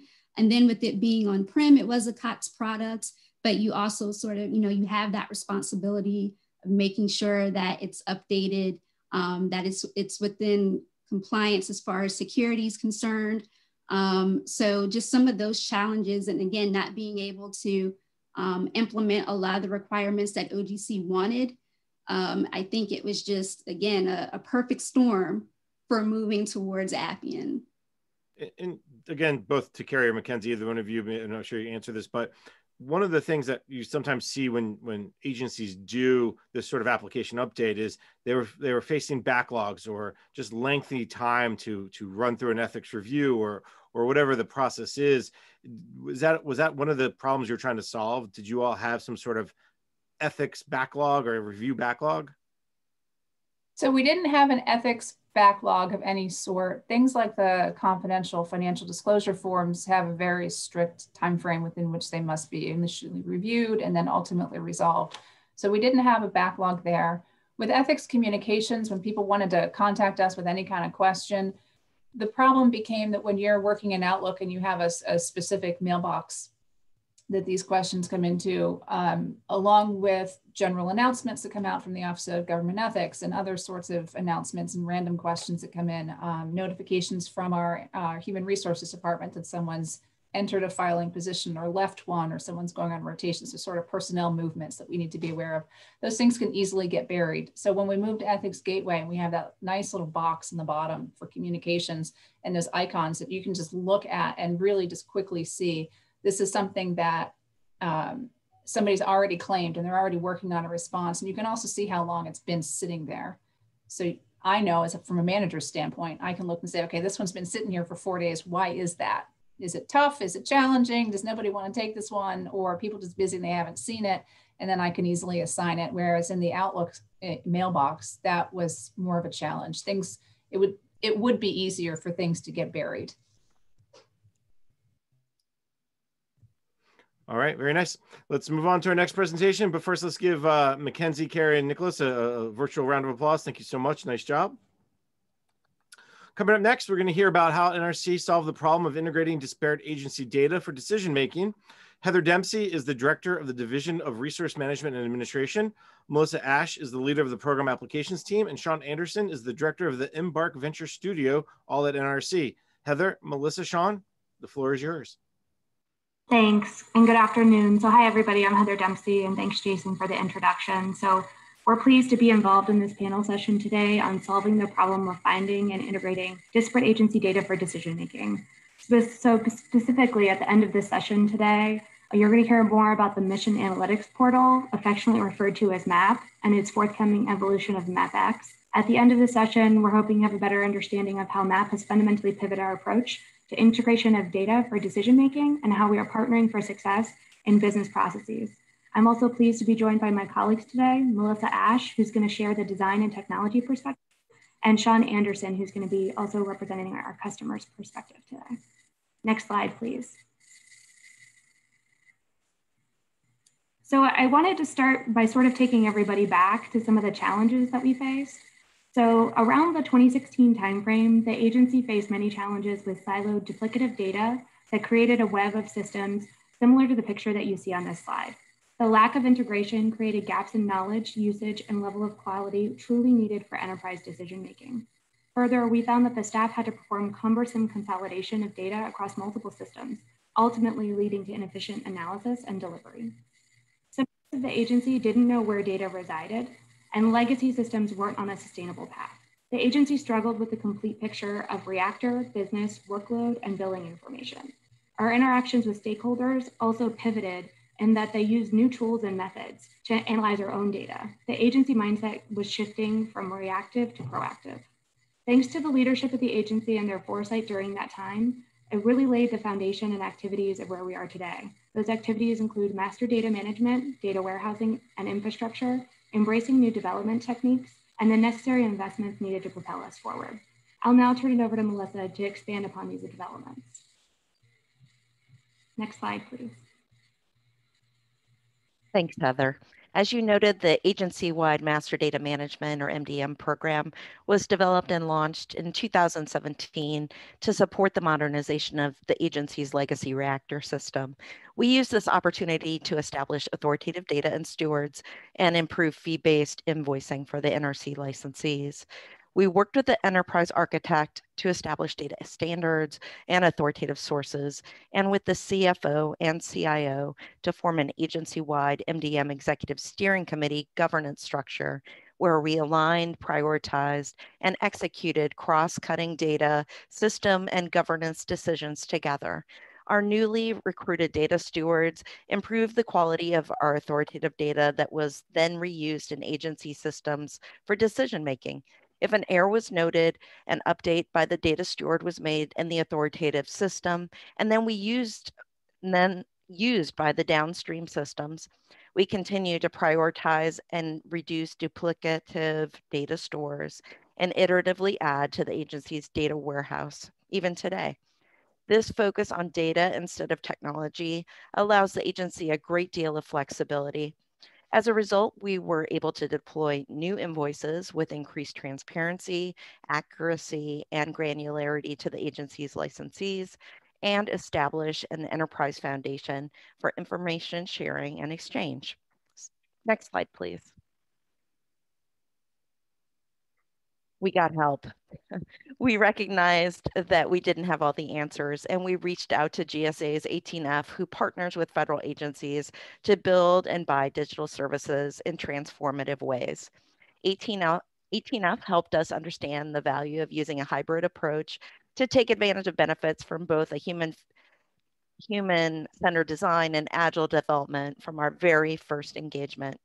We saw the benefits firsthand with a dedicated discovery research phase before the developers were engaged to understand and address business problems, the importance of a team with a balanced set of skills, and building and iterating to continuously deliver value. We even use this approach in our agile acquisition strategy, building our acquisition package in 3 days and awarding within 2 weeks, using 18F to identify our GSA scheduled service providers with strong data analytics and human-centered design experience. After award, 18F continued to help coach the product owner, the scrum master, and release manager on best ways to involve the users throughout the design and development, understand their scrum rules, the artifacts and events to plan and execute rapid releases, and measure the impact of those changes. Focus on data and personas, and see the power of routine sprint demonstration to showcase the value and hear feedback from our future sprint planning. In human-centered design, each team member must be flexible in supporting the changing demands on the team as a whole as the project evolves, and prepared to shift away from current implementation in response to something that has been discovered along the way and is a change for the better. Sean will now take us and expand on the resulting Mission Analytics Portal program. Next slide. Thank you, Melissa. Awesome. While the NRC has a lot of robust regulatory programs, we did find the need to be able to quickly respond to questions and answers from both internal and external stakeholders. But we have the need to also analyze that information, especially with all the years in this regulatory space. So a part of becoming a modern risk-informed regulator is not only relying on our experience, but it's also having access to that information to support it. So in a nutshell, that's where MAP was born. It's just, how can we get the data in a place that we can rely upon it and make decisions? Next slide. So again, on our journey of becoming a more modern risk-informed regulator, we had to democratize data and leverage it even more. So we simply mean just getting the data from our highly technical analysts, our subject matter experts, our contractors, and just getting them to the hands of our technical staff, or even our administrative staff and our management teams, just so that they can make some decisions. But in doing so, we had to do so in a way that eliminated many of the barriers from IT system, the staff, and even like closing out some of those knowledge gaps. Next slide, please. Thanks to the cooperation of our teams that work together, both within NR and especially OCIO, we developed dozens of dashboards, and the dashboards have been really helpful. On the licensing front, we started focusing on workload management for our initial start for our dashboard development, just because it's the largest data set that we have readily available, and it was also structured in a way that we can quickly leverage it. But now we're starting to use some of those meetings and decisions in different ways. We used to start with a meeting with several individuals and may have several sheets of paper and everything's organized by due date. And now we have visualizations that kind of help us focus on important projects, making sure everything's on track, and just looking for outliers instead of going a line by line item when we do our meetings. On the inspection front, we developed several tools for inspectors where we previously may have to run programs or spend time looking up components to focus on for inspections. We now have some dashboards that's more interactive, allows inspectors to focus on more risk significant components. And even on our budget side, we have dashboards, sorry, we have dashboards focusing on budget formulation and budget execution. But what's important here is it's looking at data from across all programs and offices, so we can rely on the consistent data from one organization to the other. So in the big picture, it's one application that we're currently leveraging, but regardless of the system, the data is technology agnostic. So if an individual wants to use another program that we currently don't use for data analytics, or if they even want to use Microsoft Excel, the data is there and the data is always going to be available. But now we can say that, you know, we have confidence in the data that we're using and it can be used from everyone across the agency. Next slide, please. But MAP is not just the internal perspective, it's also looking at how we can improve our interactions with our external stakeholders, both members of the public and industry. So our goal for MapX, the external focus of MAP, is about stakeholders being able to interact with data. And getting the raw data really helps the efficiencies from reviewing, tracking, trending, and simply conducting more data analysis. It's also providing tools for the members of the public to review the data that we've had and also to conduct more assessments. And just putting in another plug for like the microfiche effort that we just talked about a few minutes ago. That's again, opportunities for us to leverage more data that we did not really have ahead of time or previously. And having access to the data that not only benefits the staff, but also benefits the members of the public and stakeholders who can now leverage that for their own decision-making or their own personal assessments. So from a customer perspective, we think that there's great potential in the direction that we're heading. We're probably just scratching the surface as an agency. However, we're getting better. Staff are definitely more empowered to leverage data on a more consistent basis, working across organizational lines and just using the data for decision-making. But with that, I think we've had a good head start on this and hoping to get more interactions for members of our public and stakeholders and staff so we can prioritize where we would move next for MAP and MapX. Thank you. All right.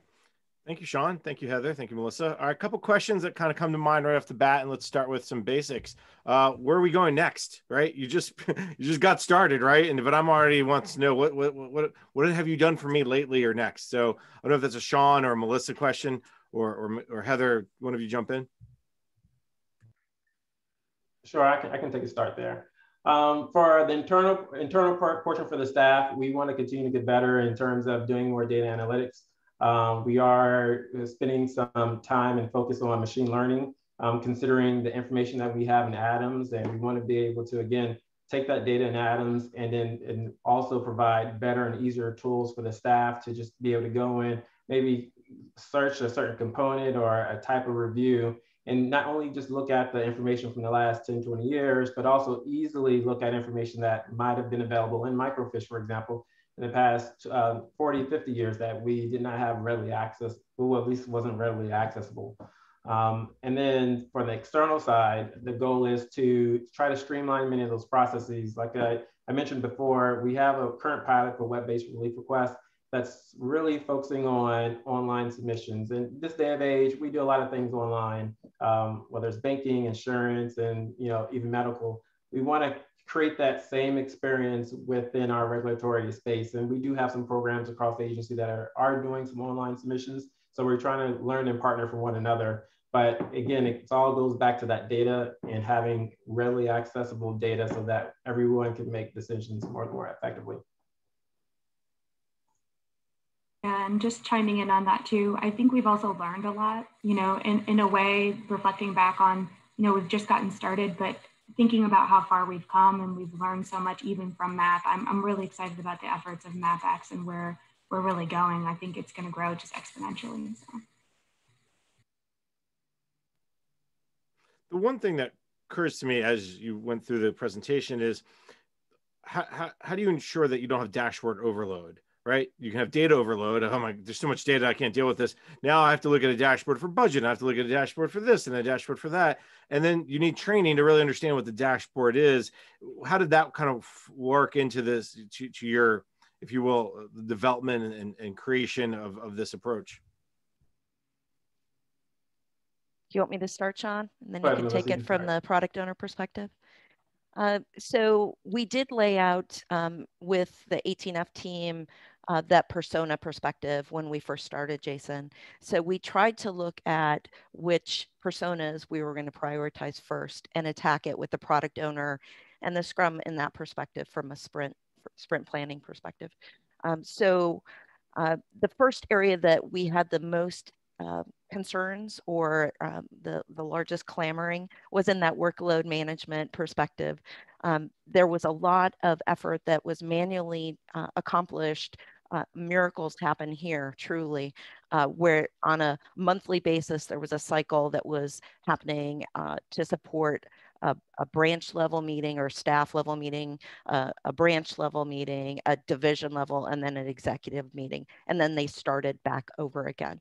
So from that perspective, it rose to the top immediately in terms of something that we could showcase and show true value in terms of getting a win, removing that manual interface, getting the mechanics right in terms of getting the calculations, understanding the data better. So it helped the people understand the data scientists that were coming in, understand the data. And it also helped build an alliance between the product owner and the SMEs right away. And then you were able to then use that to display in existing meetings the value immediately at different levels. And I think it went from there. Let me hand it back to Sean. Thanks, Melissa. And if depending on who you ask, we may have dashboard overload already. But if you really think about it, the fact that we're creating more dashboards, and going back to Melissa's point, it's really helping us really identify those personas. We do have the data to show how frequently the dashboards are being utilized or leveraged. Yes. Okay. Yeah. I think we just had a little interference. Keep going. Right. So I think we do have the data to show, or at least to provide us feedback on which dashboards are being leveraged. But as we build out more dashboards, we have a better sense of which modules, which graphics are actually providing more, meaningful information, so that when we are, creating new dashboards, we can remove some old ones, and even some of the widgets that are in between, or that combine together to be developed as part of major dashboards. All right, very good. I think the last piece of this that I'll just ask you all about is it goes back to the training. I know Melissa, you mentioned the user-centered design, and I have to give you a lot of credit when you told me you went from, I think it was 3 days to get your requirements together and 2 weeks to acquisition. That's very impressive, and I know 18F is known for that. So how we talked about where you're going next, how you kind of dealt with training. What's the, if you will, plan to, if you will, ensure decisions that are made, like what's the metrics you're using to ensure that the data is helpful, that's the right data, that people are making good decisions from that data? Because obviously the worst thing is you give me data and I make a bad decision because it wasn't the right data, or the data was dirty, or whatever. All right, so I'll start with the data, and then I can hand it back to Sean as well. So we did put a governance process in place. We are letting the product owner that are focused on the most high priority dashboard, when they're pulling together the requirements of that, we understand what data it is they're trying to seek. We ensure that we've got the query correct and that we are getting it from the authoritative source. So we start with that data scientist, we start with the SMEs and point back to the system And then we use an independent validation and verification team to ensure that we got the requirement right, that it's pulling the data as we expected. So if we have an existing report like we did in the workload management case, we check the answers to make sure that we got the right answer going forward. Then we set the ETL, the extract, and ETL has gone out of my head. We would set the extract and transformation and then reuse of that product and to the data warehouse. And then we make that data warehouse extract available to anybody that wants to use that data suite. And then we continue to iterate from there. So we let the priorities set which next data set we use. Does that answer your first part of your question? The Sean, second part, I think, is back to you.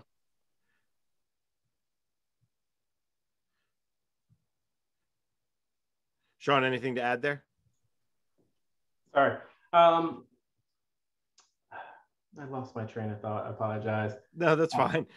She was talking about governance and ensuring that the data owners are involved and part of it. And my question was more around, how do you know it's the right data, making the right decisions? And because if it's dirty data, you can make a bad decision. Yeah. And just that, so we have a very, as part of the governance documents and putting the data in the warehouse, you know, there are processes, and there's a process behind making sure we validate it before it gets pulled in. In addition to that, we're also making sure we focus on how, I guess, as the results, especially looking at, are we benefiting from some of these dashboards? If just looking at one of our workload management meetings, it used to take an hour, maybe more, to go through them, and it went down to maybe a half an hour for those entire meetings.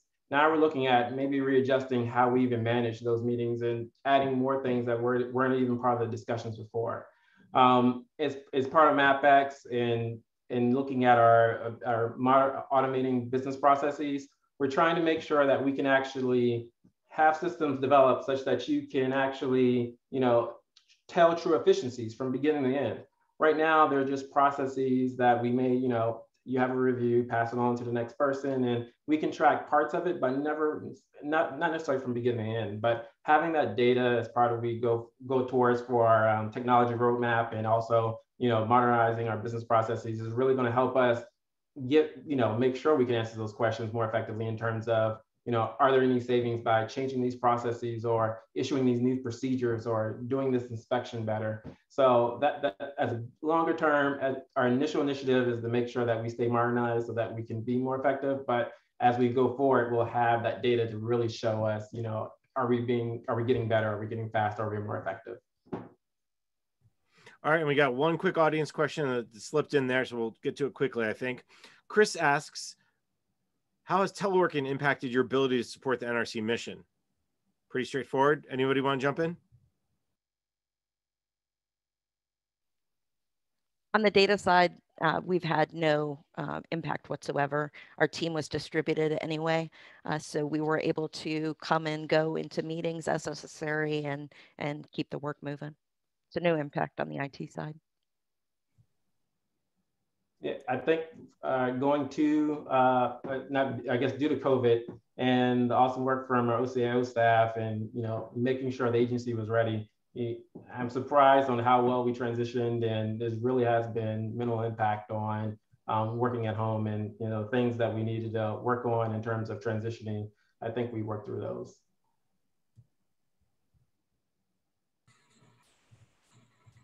Yes, so same here, just chiming in that, you know, the teams that I'm managing or involved in with the staff, I give credit for all the flexibility and the ability to pivot, and things we thought we had to do in person, we're now doing remotely.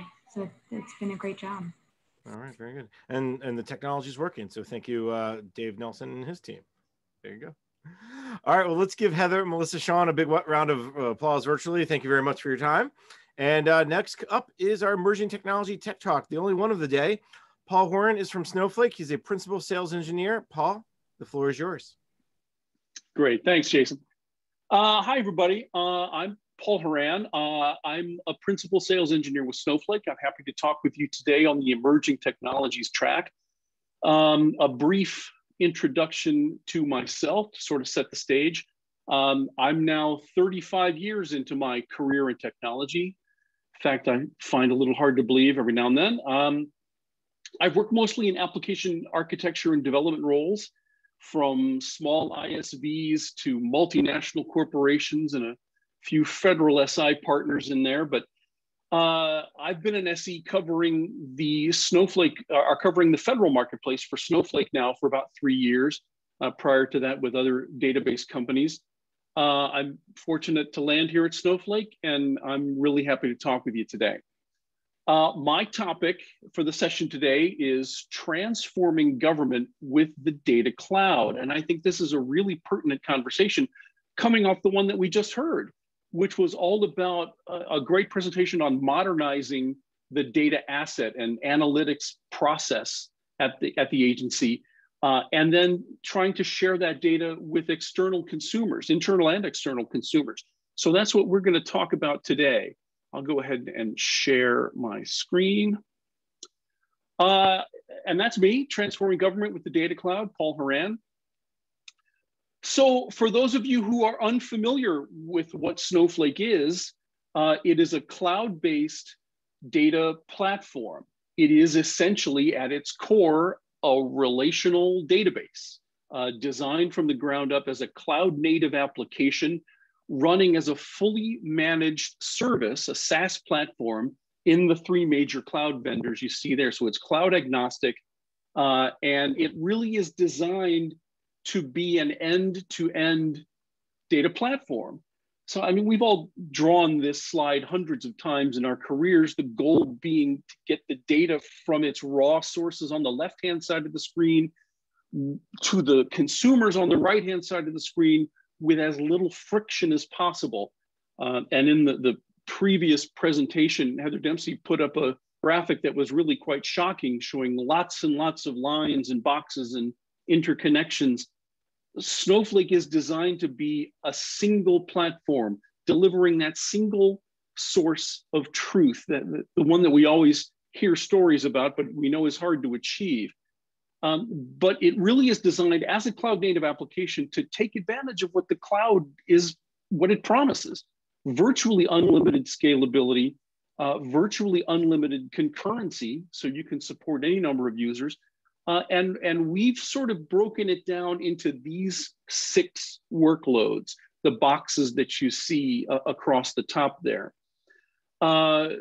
So from the beginning, data engineering and data lake, Snowflake can function as a fully featured data lake in the cloud. So you can land the data from those operational systems of record into Snowflake without a lot of pre-loading transformation required. We can deal with both structured data and semi-structured data in XML or JSON or Parquet format. So ELT, extract, load, and transform, instead of ETL, to simplify and reduce the friction of the transformation process. So it can function as a fully formed data lake, and the data engineering tasks can help to curate that data through its various stages of governance, from raw data into an analytics product that you would land in the data warehouse and then make available for teams doing data science, teams doing data applications and dashboarding. If you consider AI and ML to be the engine of business decision-making, well, data is the fuel for that engine. And the more fuel you can provide that engine, the better trained your models are going to become. And Snowflake can function as the data repository for all of those great data science initiatives. But the one I want to talk about the most, the one I want to focus on here in my 15 minutes, is the one on the far right-hand side, data sharing.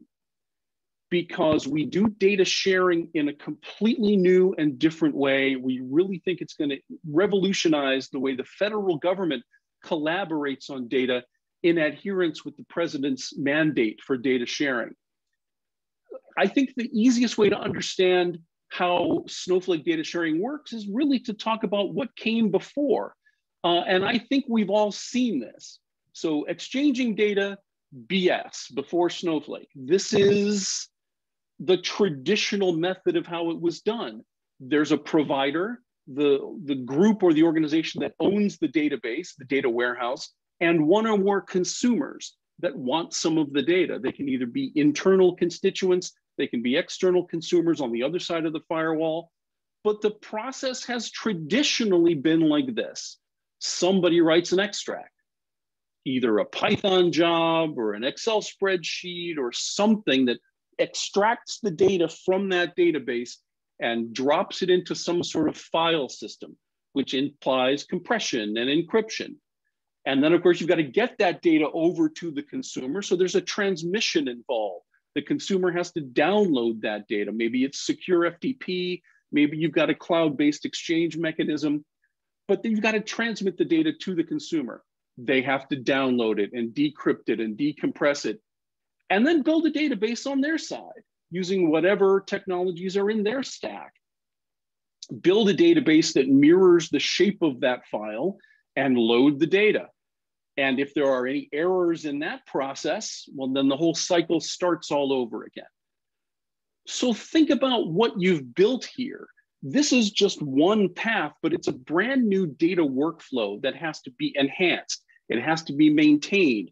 It has to be executed on a periodic basis to get that consumer fresh data, because the moment you create that extract, you've created a disconnected data set that is now immediately stale, okay? And then the consumer, once that process is all done, they finally get to do queries and analytics on the data you've provided to them. Now multiply that by the hundreds or dozens or hundreds of workflows that you've now created into your environment, and you get that kind of diagram we saw. It's outdated, it's insecure, the data has been exfiltrated from your security boundary, and you can't control it once it's gotten up and walked away. So how does Snowflake solve that? Well, Snowflake works in the cloud. Your data is already in a cloud-based database. So you, as the data provider, can go into your Snowflake database, hundreds or thousands of tables, and you can cherry pick out the one or two tables or views or what have you that you want to share with your consumers that contain the data that you want to share with them. What you're sharing with them is not the data itself, it's the rights to query that data. When they log into their Snowflake account, they see a brand new database in the palette of databases they can query from. It's your live database in your production Snowflake account, and they're querying it right in your production area. It's as if you've granted them a read-only access directly into your production database. Now, the way Snowflake is architected, that's not going to increase the drag on any of your existing production users because they're isolated in their own compute environment. The way Snowflake has separated storage and compute, that consumer is using its own compute resources to query the data that's in your database. So you're not paying for their compute, and they're not paying to duplicate a secondary copy of your data. It's live, it's real time, because when that provider commits new data into that shared asset, the consumers get that fresh data instantaneously because it's only a single copy of the data. You're not creating disconnected data sets that have to be copied and exfiltrated and shared externally. And those consumers can be in a different cloud region from you. They can be in a different cloud than you. You can have your primary Snowflake account in AWS, for example, and your consumers can be in Microsoft Azure. And this sharing is seamless. It's real time, and you can maintain full security over what you're sharing with your consumers. There are three kind of flavors of data sharing. What I just outlined was what we call a direct share, where the provider and the consumer sort of know each other ahead of time and they make the arrangement to share the data. We're also putting up a browser-based portal to do data sharing. We call it the Snowflake Data Marketplace. The marketplace is the public share, where organizations that function as data sharing, data monetization firms will post public data sets for consumption, and any Snowflake customer anywhere in the world on any cloud can see those listings, drill into them, and subscribe to that data in real time. And when they query that data, they're not getting a disconnected data set. They're not getting a copy of the data. They're getting access live, real time into that provider's Snowflake database. The alternative to that is called the private data exchange. And that's where each individual customer will have the ability to stand up their own walled garden, as it were. They create their own web portal of data exchanges. They control what listings go into the exchange. They control who can subscribe to the exchange, and it's fully governed and secured within their Snowflake environment. So all three of those are going to be available. So with the private data exchange, again, it's a tile-based metaphor where each of those tiles represent specific data sets that have been pre-vetted and pre-curated and posted into this web-based portal. They're searchable, they're subscribable. The provider of that data gets to approve or reject any requests for subscription. You can make the listings personalized, where each querier gets a different cut of the data based on who they are. You can do row-level filtering with that. And you get full metrics about who's querying what and how much they're spending to query it. All of that live metadata about the exchange is made available to you as the provider. So that, again, to wrap it up, the key features of this exchange, all five of these, that you control who can access your data, and you're doing it live. You're providing your consumers pre-curated data sets that they can query instantaneously in a live fashion. The listings can be standard or personalized. Again, with row-level filtering, you can give each querier a different cut of that data. You can publish additional metadata about your data sets, sample queries, links back to the documentation, and so on and so forth. And again, you get full metrics on who's using this data, who's querying this data, what are they spending, what are they looking at. So track and monitoring those key metrics are a key piece of the data exchange. But it all comes down to business outcomes. I mean, we can talk bits and bytes all day, but as an agency trying to rationalize and modernize your data sharing architecture, what's in it for you? Well, you're reducing the costs of maintaining all those outdated, latent data feeds that all of those can go away with Snowflake data sharing. You're maintaining a single source of truth that all your constituents can take advantage of, and you're totally streamlining your data environment. You can subscribe, you can invite people to be producers in your exchange. So if they have data sets that they want to share back to you, it's fully bi-directional. That will allow you to unlock new insights in support of your mission. You can exchange things with other agencies, other departments within the agencies. You're totally in control of that. And the data is always live and it's up to date. So that allows you to strengthen those interagency relationships and satisfy the president's management agenda for data collaboration across the entire public sector. So this really was, we think, is going to be the feature of Snowflake that really resonates within the public sector. We're exploring this now with a number of agencies in the healthcare space, and we look to work with any agency looking to modernize that data sharing architecture. So Jason, I'll turn it back over to you, and we can take questions at this point. Yeah, very good. Thanks, Paul. The one question I'll just throw at you is, a lot of agencies are in the middle of this data journey, and it's not an easy one, to say the least. There's a lot of concern about, I've used the term before, dirty data. There's a lot of concern about too much data. So maybe the one thing that you hear most from agency customers when it comes to, what's the one item of one challenge you see, what's the one obstacle that they face to making better use of their data? What from your perspective?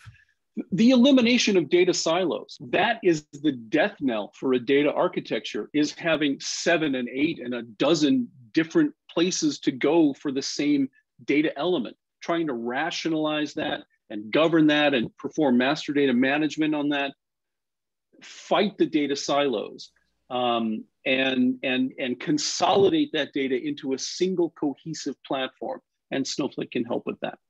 the old data warehouse, data lake, data ocean, whatever we're calling it these days, it's back in vogue. I just was at an event recently where someone from the Office of Personnel Management spoke about that same problem. We have to get the business side to understand that holding on to their data really does hurt agency mission. And if you can share it securely, make it replicatable, then you can really attack different mission areas in new ways. And I think in many ways, that's what you're talking about here. Oh, exactly. We have a number of use cases we're exploring now where agencies collaborate on data. We had one use case where they literally burn the data into physical hard drives, yank the hard drives out of the box, and FedEx them to the recipient. Well, we've got a solution for that. You won't have to do that anymore. Sometimes it's still amazing that, you know, these old ways are still being used. No one has stepped back and said, we've got to stop doing this. It's the same reason why so many agencies have COBOL, I guess, right? Yeah, exactly. All right, well, very nice. Paul, thank you so much for taking the time. Let's give you a virtual round of applause. Thank you. Nice job. You bet. All right, coming up next, we move over to talk about NRC's problem of solving the problem of inputting and accessing data for field inspectors. We're going to hear from Basha Saul, the Deputy Director of IT Services for Delivery and Operations Division, Mark Fairdas, the leader of the Technical Support and Administration Branch for NRC Region 1, Eric Miller, the Acting Branch Chief for the Division of Reactor Projects for NRC Region 1, and Justin Fuller, the Senior Resident Inspector for the NRC. Basha, Mark, Justina, Eric, take it away. Great. Thanks so much, Jason. We're really excited to be here this afternoon, and I hope everyone's taking their 7th inning stretch. We're coming down the home stretch. This is our last kind of story we're going to be telling today from the NRC. And if you can go to the next slide, that would be great. So part of the role of what we do in our division is not only supporting our systems and development of new systems, but is also the customer experience and support and outreach. I know you heard from Dan Frumpkin earlier today about the work we did to prepare for telework, but even before we started doing that, before we had to go to that sort of event, about 1.5 years, we kicked off a customer experience team and project across the office to really start to engage our customers in not just sending a survey, hey, how are things going, but really start to really hear them and understand what they're working on and how we can really partner to improve their experiences and make them more valuable and make the time more valuable, find ways to be more efficient and effective. So as part of that customer experience project, we started working with different populations of staff, and it wasn't necessarily all role-based, but one of the populations we really started to focus on was our resident inspectors who are out in the field. We know that they have unique needs that are different than somebody sitting at headquarters behind a desk. They're actually out in the field, and they have a lot of different and unique processes that they need to do on a daily basis. So one, we had some of our staff go out and visit a site and really get some firsthand experience to see. And another piece that we did is we did something called journey mapping. I think you heard Dave mention that earlier. We really talked about their journey. What does a day in the life of an inspector look like? And as part of it, we really started looking at some of the equipment we have that we provide from the OCIO. We talked about getting laptops into folks' hands, I think was it in 2019, but they actually needed something actually a step up from just having a laptop. So we started looking at some different types of models, and one we started to look at was a 2-in-1 machine, which allowed the laptop to also function as a tablet. And we started a pilot early last year for about 6 months, and we had 9 inspectors involved. Mark was one of our partners out in Region 1 to kind of get this project and this pilot up and running. And we had 9 inspectors, 2 of them were in Region 1, Eric and Justin. And we met every week for 6 months and talked about, does this equipment sort of hit the mark? Is it not hitting the mark? And how could it help them really start doing their job more effectively and start sharing amongst the inspectors, hey, I'm doing it this way. I'm trying to accomplish some of my tasks in another way. And that sharing really allowed us to look at the pros and cons of what would be a way to support these folks with some new types of IT equipment. So we did go ahead and say,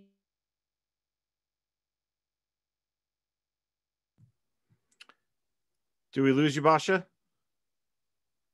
You know, we think that the 2-in-1 time here talking about, oh yeah, I'm sorry.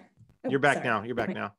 Okay, I'm back now. Sorry, it says my internet is unstable, of course. So we went ahead and we actually offered all the regions to offer these 2-in-1 machines to all of the inspectors, and about half of the folks have opted in. So we had like 53 tablets that are going to be prepped and sent out to the field. And we feel like once folks see others using them, they will start to use them. They'll want to have them as well for themselves. So I don't want to spend any more time just talking about it. I think the meat of this presentation will be from the inspectors. So let's take a look at how this pilot went and how they're actually using them in the field, because I think that's the most part of all of this. And I just want to again thank the regions for partnering with us on this initiative, and we're real excited about the path forward. So let me turn it over to Eric. Thanks, Basha. Next slide. And as Basha said, I've been an inspector in Region 1 for about 9 years, and I think one of the things we wanted to convey about the 2-in-1 devices, and modernizing how we do inspections, they truly have increased our efficiency and effectiveness in how we do our inspections, which is a critical part of the agency's mission. Typically, as inspectors, we do a lot of prep work from the office. We review a lot of documents, we print a lot of large procedures and drawings. And really, by having the 2-in-1 device, we're able to have immediate access to all the information we could ever need to allow us to be able to respond to emergencies or conduct daily walkdowns in the plant. Next slide. So it really is a tremendous amount of information we need to rely on and carry out our inspections or responding to emergencies. I mean, just this slide alone really is just a small snapshot of the amount of material we typically would use for looking up information, whether it's responding to emergencies to make sure that they're being effectively assessed and addressed, or doing walkdowns in the plant. Prep is not a simple task based on the fact that there's a number of security layers in the power plant, and also radiological controls out in the power plant. So for instance, any of this information you may prep on, turn around, walk out in the plant, get through those layers, whether you're going to the control room or somewhere else out in the plant. If you forget something, it is going to take some time to get back and get that information and get it back out there with you, paper in hand. So by having the 2-in-1 device, it's really created a tremendous efficiency for us to be able to have all that information right at our fingertips. And then also, if we're walking things down in the field, we come across something, we're able to easily access that information right away with the 2-in-1 device. Next slide. So as with the 2-in-1 device, as I mentioned, the drawings and procedures and all the documents we use when we conduct our inspections, all that with the 2-in-1 device is now right there at our fingertips. So for instance, in the slide you see here, we're able to mark up drawings, procedures, right live, real time. So all that information is also being stored on the 2-in-1 device, allowing us to be able to share that information.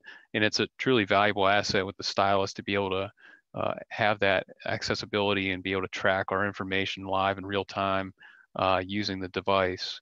Another key piece that the 2-in-1s really provide is our accessibility with our teammates, our specialist inspectors throughout the agency. We're able to use Microsoft Teams and use the 2-in-1 device.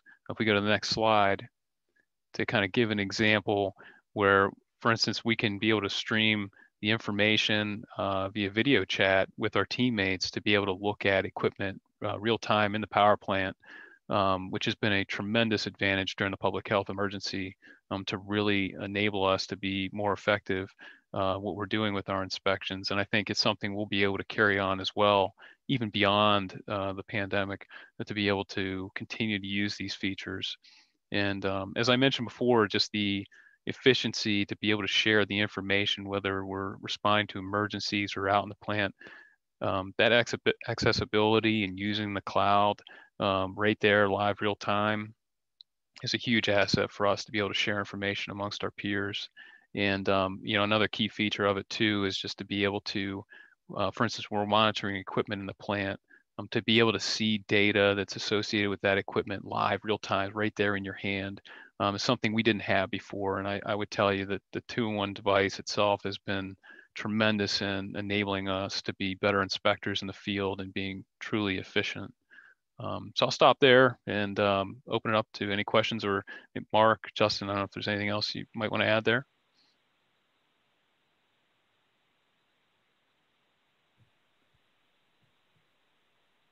Justin, we can't hear you.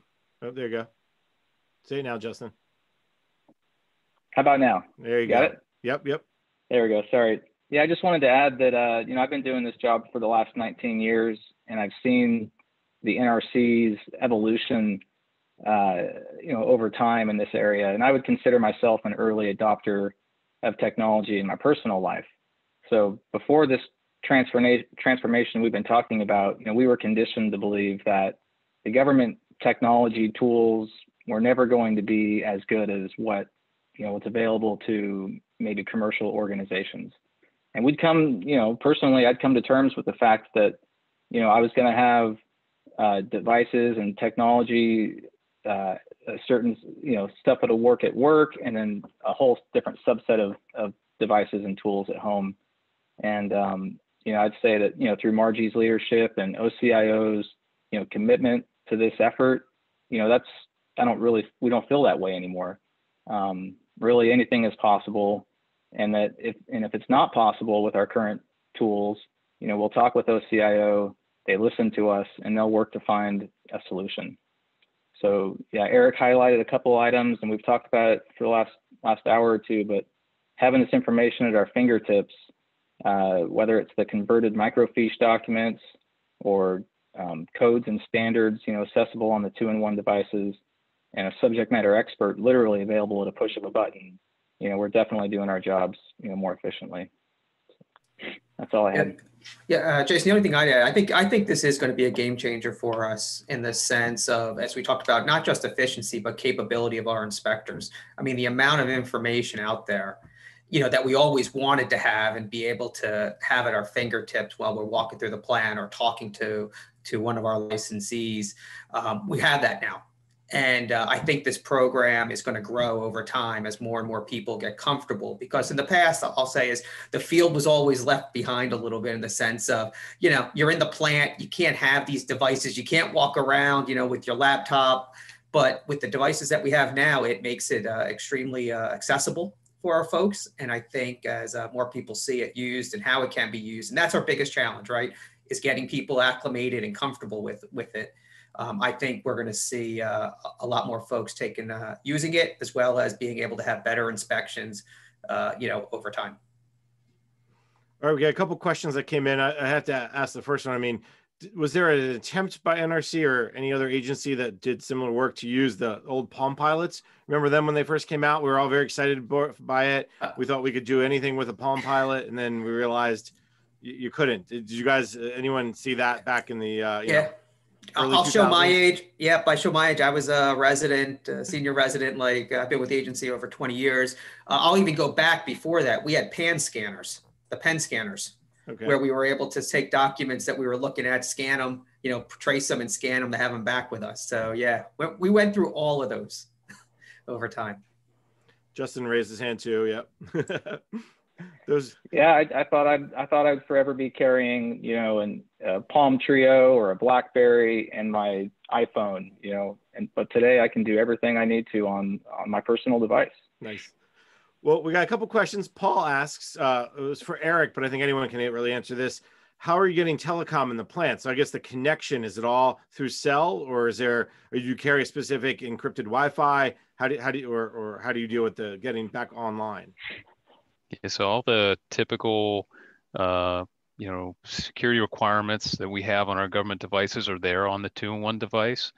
And what enables us to be able to use in the plant, there's kind of two different ways we can do it. One, if our licensees have Wi-Fi access at the plant, we're able to securely connect into that network to be able to access information. And if we don't have that, we do have MiFi devices that we have at the plants, or use our BYOD devices to be able to use as hotspots that enable us to be able to have connection to these 2-in-1 devices. So there's really multiple ways to be able to get those to use them and have access to the information. Basha, from a technology perspective, was this a big deal for you all when the NRC folks said, here's the two-in-one device, and by the way, we're going to give you either MiFi's or you can use internet wireless, or was this did your CISO have to go, did they cringe a little bit? Well, of course, that's part of their job is to do that. But I think we did a little test at headquarters, and our CISO has one as well to kind of do some testing. And we really found that they were really a secure, device. And it was again, we have to authenticate in, they have to have their badge, I know that's one of the cons. Sometimes it does take a couple extra minutes to get logged in to make sure if they're, that you are properly have the security in place. But yeah, when we decided to really take this out to the field, we covered all our bases, and we did have lots of talks because one of the biggest challenges is each licensee might be set up a little bit different. So not every plant is set up the same way. So we couldn't just replicate, oh, okay, we did it great in one and the next one will be exactly the same. There's all different scenarios. So we had to work within that to ensure that we did meet all our security requirements. And let me ask the inspectors, Mark or Justin or Eric, weigh in here too. Was that a security risk? Was that something that you all also were kind of at least a little uneasy about at first? Meaning, okay, what happens if, or do I really trust the plant's Wi-Fi that I'm about to borrow, so to speak? No, I don't. We're just connecting through the VPN, right? So it's the same. Is like the network, the guest Wi-Fi network we might be connecting to it's password protected, and then we're using the NRC's VPN infrastructure. So it's never really been an issue for me. And I'd also add that the devices can be used offline, right? We don't need to have 24/7 connectivity. We can go out in the plant and take notes using OneNote, and if we have those reference materials downloaded to the device, we can search them and then go back to our workstation and plug them in, and everything syncs up. All right, we got another question from Chris. He asks, how much time is spent conducting virtual inspections versus physical inspections? Can we do a pre-COVID, post-COVID, during COVID comparison? I don't know if Mark, anyone wants to jump in? Yeah, I would say that we really haven't seen that big of a drop. I mean, there's always paper to review, right? And that was done in the office. We may be doing it in a different location now, but it hasn't replaced the need to be in the plant, to be walking things down, to be watching what's going on. So, I would say overall, we haven't really seen that big of a difference in that area. We've had to give, I would say that we've done a little more at home because, to limit to ensure our safety of our inspectors, to being in the office or whatnot. But it has allowed us to be more focused, I would say, when we're in the plant, that they are in the plant taking care of what they need to look at. I don't know if Eric or Justin want to add on to that. No, I think you hit it, Mark. I mean, I think you missed a beat, and I think it's been a game changer having the 2-in-1 device. Like I said, I think that connection to be able to get the staff that we do have that are, not in the field with us is, something we didn't have before. And I think when you throw that in the mix of the public health emergency, it's been a game changer for us, for those of us on site routinely. Yeah, and lastly, this is an enhancement to our inspection abilities. It's not a replacement for, in the field direct inspection. So yeah, there's a lot of prep work and review and stuff you can do from home, but we're still in the boots on the ground in the plant. All right, very good. Well, I know we're a little behind time, so let's say thank you to Basha, Eric, Mark, and Justin. Thank you so much for your time. Virtual round of applause. Nice job, everybody. Good use case. And finally, for the last one of the day, we turn to Scott Flanders. Scott is the deputy CIO over at NRC, and he's going to tell us where the future happens. Scott, the floor is yours.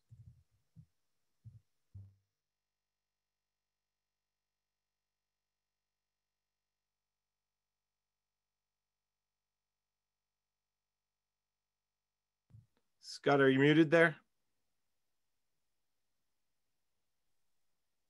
Nope, you're still muted. There you go. I apologize. Thank you, Jason. I was saying that we are very proud of the work we have completed over the past few years to transform how the staff is using technology to meet our agency's mission.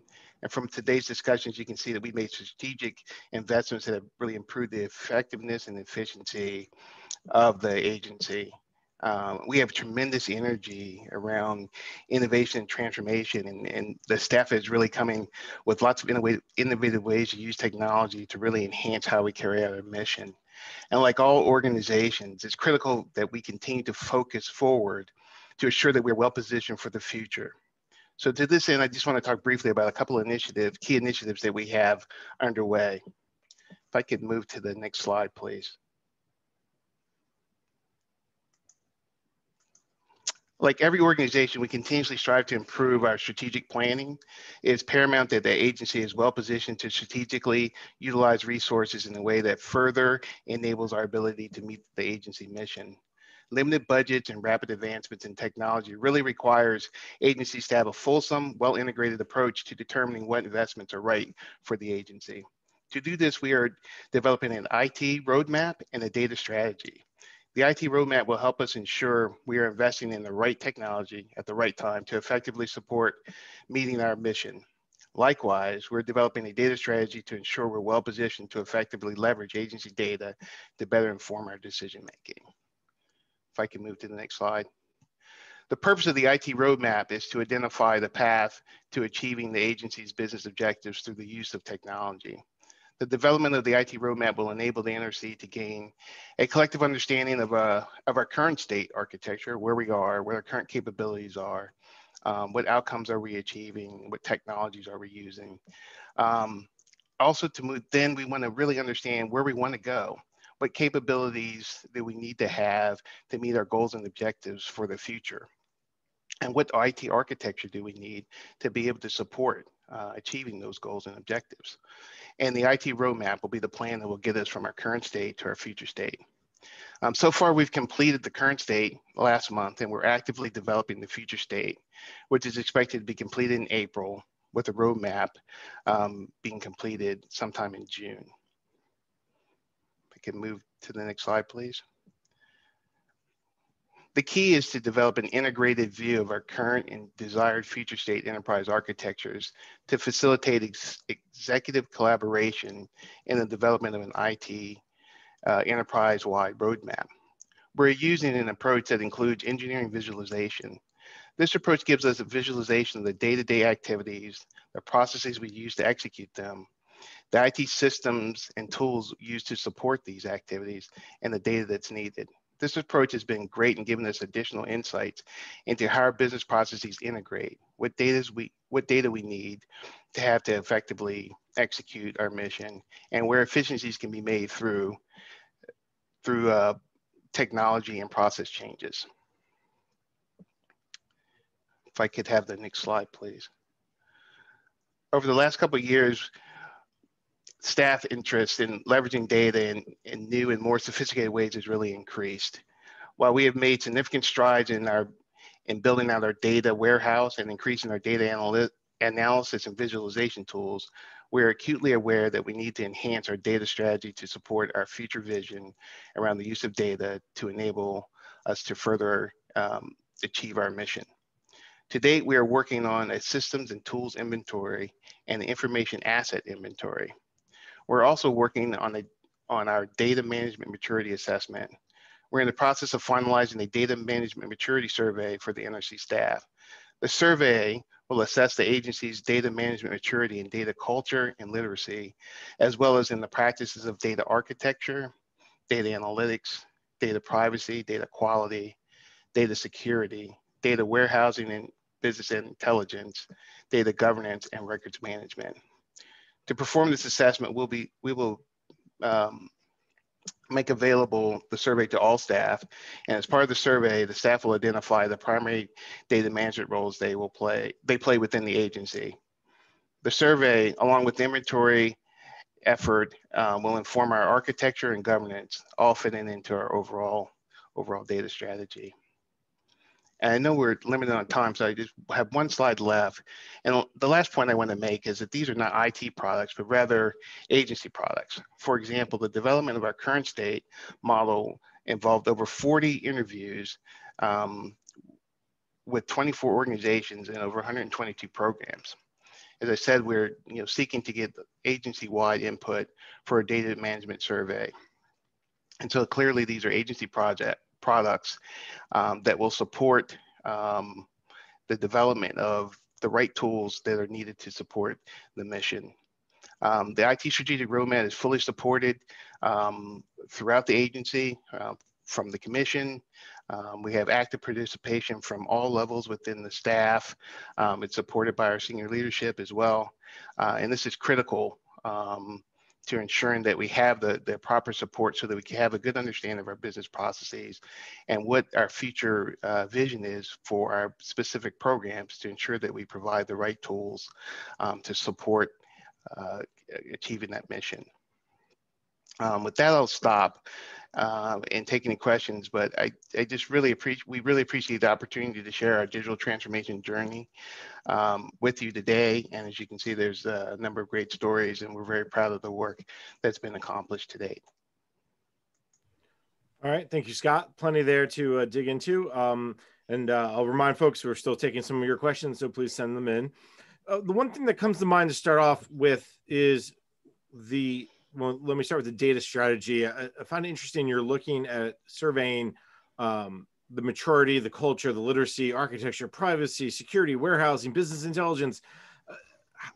Is your thought process behind this is let me self-identify what I think I know, and then you can get a sense of what people think they also don't know? Because if you told me, am I good at data warehousing? I'm going to be like, oh, I don't even know what that is.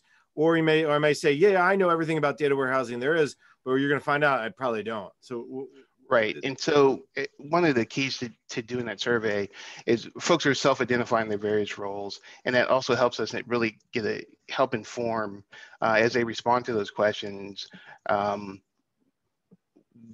who you would expect to have what level of knowledge, and really where are we as an organization, how mature are we in the various areas that we're surveying across. And so the survey is very broad in its scope, but it's designed to be that way so that we can then hone in on the various expertise in the difference in capabilities across, so that we can help focus on how we further mature ourselves in the right areas and mature it in a way for those folks who need to have the appropriate skills given their role within the agency. And as you said, this is not an IT program. This is an agency-wide program or project. And part of this, imagine, is also around the upskilling and reskilling. We heard very early on from Margie about this idea of the career development program. So if someone says, I really need more skill sets in this area, data warehousing, I'll pick on that. You'll know that from this survey as well, where we have a whole lot of people who rate themselves very low at that skill set. Maybe that's a way to a new course or a new training idea. That's the other side of this? That's exactly right, Jason. It's going to really help inform what types of training we need to continue to develop. We actually have some training already in place. We're actively working to implement some training, but this will help inform what additional training we need, at what level of training we need to provide to each of the people, depending upon the role that they play. Right, and one other thing comes to mind as we're talking to a mix of industry and government on this webinar today. What's the acquisitions that you're planning for this? Will the data strategy and the data lead to new acquisitions for NRC? Will the IT modernization lead to new acquisitions? Can you give people a sense of, if I'm a vendor and I want to pitch you on something, should I read these documents before I come? Of course, yes, say yes. But give me a sense of what should the expectation from you all from industry? And this is a question for everyone, really. Yeah, as we continue to develop our IT roadmap and really help to inform which tools we want to put in place, which architecture we need, that certainly will identify where we may need to add additional vendor support or change how we're currently using current vendors. The same is true for the data strategy and the data architecture as well. So yes, definitely it's likely that we'll certainly have new vendors that we need to support, which is why we need to really think strategically in terms of how best to invest our resources. All right, a couple questions just came in. Let's start with Chris's question. How are the decisions made to ensure NRC is using the tools that will receive the most benefit for the agency? So I think he's talking about maybe the governance side of it, not the data governance, but the IT governance tools. And it's the IT governance of it. And as we understand, develop the IT roadmap and understand the tools that are needed to best support our agency mission. That's going to help, because we're looking at it from an agency perspective, help us prioritize and identify which tools we want to invest in first. And that governance structure that we have through our agency, I was going to use an acronym, our IPAC, which is our governance board, our IT governance board, will also help participate in that as we develop our budgets over the next few years in terms of how best to invest our resources. All right. And Patricia asked a very similar question. How do you see the IT roadmap keeping up with the breakneck speed of IT evolution and also being flexible enough and responsive for unforeseen changes to the environment, such as COVID? Yeah, and that's one of the things that we're really focused on. Technology is changing at a rapid pace. And so without some kind of strategy or vision on what you're trying to accomplish with the technology, you can easily get wrapped up in changing technology for technology's sake because new technology is coming along. And so by having a clear understanding through the IT roadmap of what the vision is that you're trying to accomplish in terms of achieving the mission, that helps inform us in terms of what's the right technology to implement at the right time. All right. Well, Scott, you were very patient. You're batting cleanup or last in order, however we're going to say it. And the audience has been very patient to stick around. So let's give Scott a virtual round of applause as well. Thank you so much. We learned a lot. And that's going to wrap up our day for this digital transformation journey discussion today. So first of all, let's thank NRC. They put together a great set of speakers, a great set of panelists. Great job for there. Let's thank the sponsors of this, Snowflake and of course, HARC for putting all this together. I also want to remind people, if you're still there, that Thursday, HARC has a lunch webinar series. A panel of experts will talk about enterprise attack surface management in the federal ecosystem and obviously protecting that. Now, part of that goal there is government agencies have to install more remote working systems, and how have they dealt with the challenges that deal with also with supply chain, broader digital attack services, and the like. So you can find out all that information on the website, on HARC's website. So let me say thank you to everyone for their time, the great questions, and enjoy the rest of your afternoon. Thank you very much.